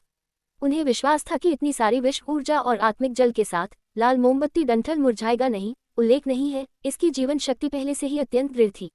इसके बाद त्रिपाठी जीवक्ति ने लाल मोमबत्ती फल का छोटा टुकड़ा निकाला। हालांकि वह जानते थे कि काटे जाने के बाद लाल मोमबत्ती फल का ये छोटा टुकड़ा बहाल नहीं किया जा सकता है, त्रिपाठी जीवक्ति ने फिर भी इसे लाल मोमबत्ती डंठल के शीर्ष पर रखा, यह उम्मीद करते हुए कि लाल मोमबत्ती फल की जड़ें इसकी औषधीय क्षमताओं को बनाए रखने या यहाँ तक कि बढ़ाने में सक्षम होंगी। त्रिपाठी जीवक्ति अब लाल मोमबत्ती फल का उपयोग नहीं कर सकते थे, न ही वह इसे एक गोली में परिष्कृत कर सकते थे, लेकिन शायद उन्हें भविष्य में इसकी आवश्यकता होगी। ऐसा करने के बाद त्रिपाठी जीवक्ति ने इस पत्थर के कमरे में सभी बाधाओं को खोलने के लिए अपने हाथ में टोकन का इस्तेमाल किया। जैसे ही प्रकाश पर्दा चमका, एक लहर फैल गई और पत्थर के कमरे में सब कुछ अचानक गायब हो गया। न केवल नग्न आंख से पतला किए गए 10,000 औषध तरल का पूल, लाल मोमबत्ती डंठल और लाल मोमबत्ती फल को देखना असंभव था, यहाँ तक कि किसी की दिव्य चेतना का उपयोग करते समय भी उनका कोई निशान नहीं था। असामान्य विश्व ऊर्जा आभा को छोड़कर इस जगह के बारे में कुछ भी संदिग्ध नहीं था। त्रिपाठी जीवक्ति ने संतुष्टि के साथ सिर हिलाया और इस पत्थर के कमरे को पूरी तरह से बंद करने के बाद वह अगले पत्थर के कमरे में गए। दूसरे पत्थर के कमरे में त्रिपाठी जीवप्ती ने 10,000 वर्षीय धूप और धूपदानी निकाली जो उन्होंने लियुयान रेत क्षेत्र की छठी परत से प्राप्त की थी और उन्हें अंदर रखा। एक पल में पूरा पत्थर का कमरा एक बेहोश और स्पष्ट खुशबू से भर गया। जैसे ही यह खुशबू उनकी नाक में घुसी, त्रिपाठी जीवप्ती ने अचानक अपने मन को शांत महसूस किया, जैसे कि उनकी सभी चिंताएं और दुख गायब हो गए थे। यहाँ तक कि उनकी ज्ञान सागर भी शांत और प्रशांत हो गई थी। 10,000 वर्षीय धूप के प्रभाव अच्छी तरह से योग्य थे। लंबे समय तक इस खुशबू के तहत ध्यान करना किसी के लिए भी बहुत मददगार होगा। अपने हाथ में टोकन का उपयोग करके त्रिपाठी जीवप्ती ने दूसरे पत्थर के कमरे को भी पूरी तरह से बंद कर दिया। 10,000 वर्षीय धूप की खुशबू अब केवल गुफा हवेली के अंदर ही बह सकती थी, लेकिन त्रिपाठी जीवप्ती इस खुशबू को बाहर बहने देने का एक तरीका सोच सकते थे। इस तरह अजगर गुफा पर्वत पर रहने वाला साधक इससे लाभ उठा पाएगा। गुप्त रूप से इस मामले को ध्यान में रखते हुए त्रिपाठी जीवप्ती तीसरे पत्थर के कमरे में गए। एक पल बाद त्रिपाठी जीवप्ती ने 9 शाखा जैड क्रिस्टल वृक्ष को तीसरे पत्थर के कमरे में रखा। इस तरह जब तक कोई गुफा हवेली के अंदर पीछे हटता है, वे स्वर्गीय मार्ग और मार्शल मार्ग पर जासूसी करने के लिए 9 शाखा जैड क्रिस्टल वृक्ष का उपयोग कर सकते हैं, जिससे उन्हें बाधाओं को तोड़ने की अनुमति मिलती है। हालांकि चांग क्यूई और हाओआन दोनों के पास उत्पत्ति संघनन गोलियों और 10,000 वर्षीय धूप की सहायता थी, इसलिए उन्हें शायद 9 शाखा जैड क्रिस्टल वृक्ष का उपयोग करने की आवश्यकता नहीं होगी। इसे खत्म करने के बाद त्रिपाठी जीवप्ती किनारे पर चले गए और छेदों से भरे एक अजीब पत्थर को देखा। यह अजीब पत्थर गहन कीट पत्थर था, जिसे त्रिपाठी जीवप्ती ने पिछली नीलामी में खरीदने के लिए बहुत सारे संत क्रिस्टल खर्च किए थे। इसे खरीदने के बाद त्रिपाठी जीवप्ती ने अपने आत्मा भक्षण कीटों को इसके अंदर रखा था। यान ज्ञान ने कहा था कि गहन कीट पत्थर विदेशी कीटों को विकसित करने के लिए सबसे उपयुक्त थे। त्रिपाठी जीवप्ती के लियुयान रेत क्षेत्र में जाने से पहले उन्होंने यान ज्ञान और अन्य को इस गहन कीट पत्थर को न छूने के लिए कहा था। अब ये पहले की तरह एक कोने में चुपचाप पड़ा हुआ था। हालांकि त्रिपाठी जीवप्ती की दिव्य चेतना की जांच के तहत उन्होंने पाया कि इस गहन कीट पत्थर के अंदर हजारों छोटे आत्मा भक्षण कीट नग्न आंख से अदृश्य चुपचाप सो रहे थे। गहन कीट पत्थर का आंतरिक भाग खाली लगता था। आत्मा भक्षण कीट अभी भी बढ़ रहे थे और विकसित हो रहे थे, इसलिए उनका उपयोग इस समय के लिए नहीं किया जा सकता था। केवल जब गहन कीट पत्थर पूरी तरह से गायब हो जाएगा, तभी वे बाहर उड़ने में सक्षम होंगे। इसके अलावा त्रिपाठी जीवप्ती के ज्ञान सागर में 6 रंग का आत्मा गरमाना कमल भी विकसित हो रहा था, इसलिए आत्मा भक्षण कीटों के पास बसने के लिए कोई जगह नहीं थी, इसलिए त्रिपाठी जीवप्ती उन्हें बाहर निकालने की जल्दी में नहीं थे। त्रिपाठी जीवप्ती को विकसित हो रहे आत्मा भक्षण कीटों के लिए महान उम्मीदें थी, ये सोचकर कि वे विकसित होने के बाद किस तरह के बदलावों से गुजरेंगे। थोड़ी देर सोचने के बाद त्रिपाठी जीवप्ती ने गहन कीट पत्थर को दूर रखा और इसे उस पत्थर के कमरे में रखा जहां 9 शाखा जैड क्रिस्टल वृक्ष था। तभी त्रिपाठी जीवप्ती गुफा हवेली से बाहर निकले और चांग क्यूई और हाओआन को अंदर बुलाया। उनमें से प्रत्येक को एक उत्पत्ति संघनन गोली दी और उन्हें पीछे हटने के लिए एक खाली पत्थर का कमरा चुनने के लिए कहा। त्रिपाठी जीवप्ती को विश्वास था कि जल्द ही अजगर गुफा पर्वत में पहले 2 उत्पत्ति वापसी कोटि स्वामी होंगे। हालांकि वे केवल प्रथम क्रम उत्पत्ति कोटि स्वामी होंगे, अंत में यहाँ अभी भी उत्पत्ति वापसी कोटि स्वामी होंगे। भविष्य में जब त्रिपाठी जीवप्ती यहाँ नहीं होंगे, तो वे इस जगह की रक्षा के लिए अजगर गुफा पर्वत के कई अद्भुत आत्मिक व्यूहों के साथ सहयोग करने में सक्षम होंगे। अगले कुछ दिनों में त्रिपाठी जीवप्ती लगातार व्यस्त थे। किसी को नहीं पता था कि वह किसमें व्यस्त थे, लेकिन जल्द ही सभी को यह जानकर आश्चर्य हुआ कि अजगर गुफा पर्वत पर कहीं एक सुनहरा सूर्य फल वृक्ष दिखाई दिया था। हालांकि इस पेड़ पर फल गायब हो गए थे, ये पेड़ अभी भी एक आत्मिक फल वृक्ष था, इसलिए अजगर गुफा पर्वत के दृश्यों को सजाने के लिए उपयोग किए जाने के अलावा इसने सभी को प्रत्याशा की भावना भी दी। जब सुनहरा सूर्य फल वृक्ष को प्रत्यारोपित करने की बात आई, तो त्रिपाठी जीवप्ती को यान ज्ञान द्वारा गंभीर रूप से फटकार लगाई गई। उनकी लंबी चौड़ी बातों को सुनने के बाद त्रिपाठी जीवप्ती को एहसास हुआ कि वह पहले बहुत भूले थे। सुनहरा सूर्य फल वृक्ष की अपनी पर्यावरण के लिए आवश्यकताएं बहुत कठोर थीं। अगर त्रिपाठी जीवप्ती के पास काला पुस्तक स्थान जैसा स्वर्ग को धता बताने वाला खजाना नहीं होता, तो इसे लियुयान रेत क्षेत्र से बाहर लाना असंभव होता और यह शायद उनकी अंतरिक्ष वलय के अंदर मर गया होता। यहाँ तक कि अगर इसे यहाँ फिर से लगाया गया था, तो सुनहरा सूर्य फल वृक्ष के जीवित रहने की संभावना 30% से कम थी। यान ज्ञान ने इसके चारों ओर विश्व ऊर्जा को इकट्ठा करने के लिए एक आत्मिक व्यूह व्यवस्थित करने के लिए बहुत प्रयास खर्च किया था, लेकिन फिर भी कोई भी गारंटी नहीं दे सकता था कि सुनहरा सूर्य फल वृक्ष जीवित रहेगा या नहीं। हालांकि रक्त तलवार घास के बीज में एक बदलाव आया जिसने त्रिपाठी जीवप्ती और यान ज्ञान दोनों को चौंका दिया। मूल रूप से यान ज्ञान द्वारा रक्त तलवार घास का बीज ले जाने के बाद उन्होंने इसे लगाने के लिए बस एक यादृच्छिक जगह ढूंढ ली थी। क्योंकि उन्होंने इसे कोई मांस प्रदान नहीं किया था, उन्हें उम्मीद नहीं थी कि रक्त तलवार घास का बीज इस क्षण अंकुरित होगा और बढ़ेगा। उन्होंने इसे केवल अंतिम उपाय के रूप में उपयोग करने का इरादा किया था। अगर किसी ने अजगर गुफा पर्वत पर हमला करने की हिम्मत की, जब तक रक्त तलवार घास के बीज के पास हताहत होते थे, यह इन लाशों से ऊर्जा को अवशोषित करने और जमीन से बाहर निकलने में सक्षम होगा, दुश्मन को गार्ड से पकड़ लेगा। एक सड़क पर त्रिपाठी जीवप्ती ने रक्त तलवार घास के बीज को लगाया गया था, उस जगह पर स्वर्णिम रक्त की एक बूंद टपका दी। नतीजतन पलक झपकते ही रक्त तलवार घास का बीज अंकुरित होने लगा और तेजी से बढ़ने लगा, केवल 10 मीटर या उससे अधिक की ऊंचाई तक पहुंचने के बाद रुका। हालांकि यह अंत नहीं था। पास की मिट्टी से अधिक रक्त तलवार घास अचानक एक के बाद एक उभरी। हालांकि वे पहले वाले जितने हरे भरे नहीं थे, वे फिर भी लगभग 2 मीटर की ऊंचाई तक पहुंच गए। आधे घंटे से भी कम समय में उस जगह के साथ जहां रक्त तलवार घास का बीज लगाया गया था, उसके केंद्र के रूप में आसपास का 1000 मीटर का दायरा घास के नुकीले ब्लेड से भर गया था, जिससे आंग्यान का सुंदर चेहरा पीला पड़ गया और वह चिल्लाने से खुद को नहीं रोक सकी। इसके अलावा ये रक्त तलवार घास उन लोगों से अलग थे जिन्हें त्रिपाठी जीवप्ती ने पहले देखा था। वे लाल रंग के नहीं थे, बल्कि प्रत्येक एक बेहोश स्वर्णिम प्रकाश निकाल रहा था, जिससे वे काफी आकर्षक थे। घटनाओं के ऐसे मोड़ ने न केवल यांगियान को स्तब्ध कर दिया, बल्कि त्रिपाठी जीवप्ती को भी मौके पर स्तब्ध कर दिया। उन्हें उम्मीद नहीं थी कि उनके स्वर्णिम रक्त की एक बूंद रक्त तलवार घास में इतना बड़ा बदलाव लाएगी। रक्त तलवार घास में उनके स्वर्णिम रक्त की एक बूंद टपकाने का एकमात्र कारण ये था कि वह इसके प्रभाव देखना चाहते थे। नतीजतन उन्होंने लगभग पास के साधकों में से एक को हताहत कर दिया था। सौभाग्य से त्रिपाठी जीवप्ती समय पर बचाव के लिए आए थे और हैके परिवार साधक को रक्त तलवार घास द्वारा काटे जाने से बचाया था।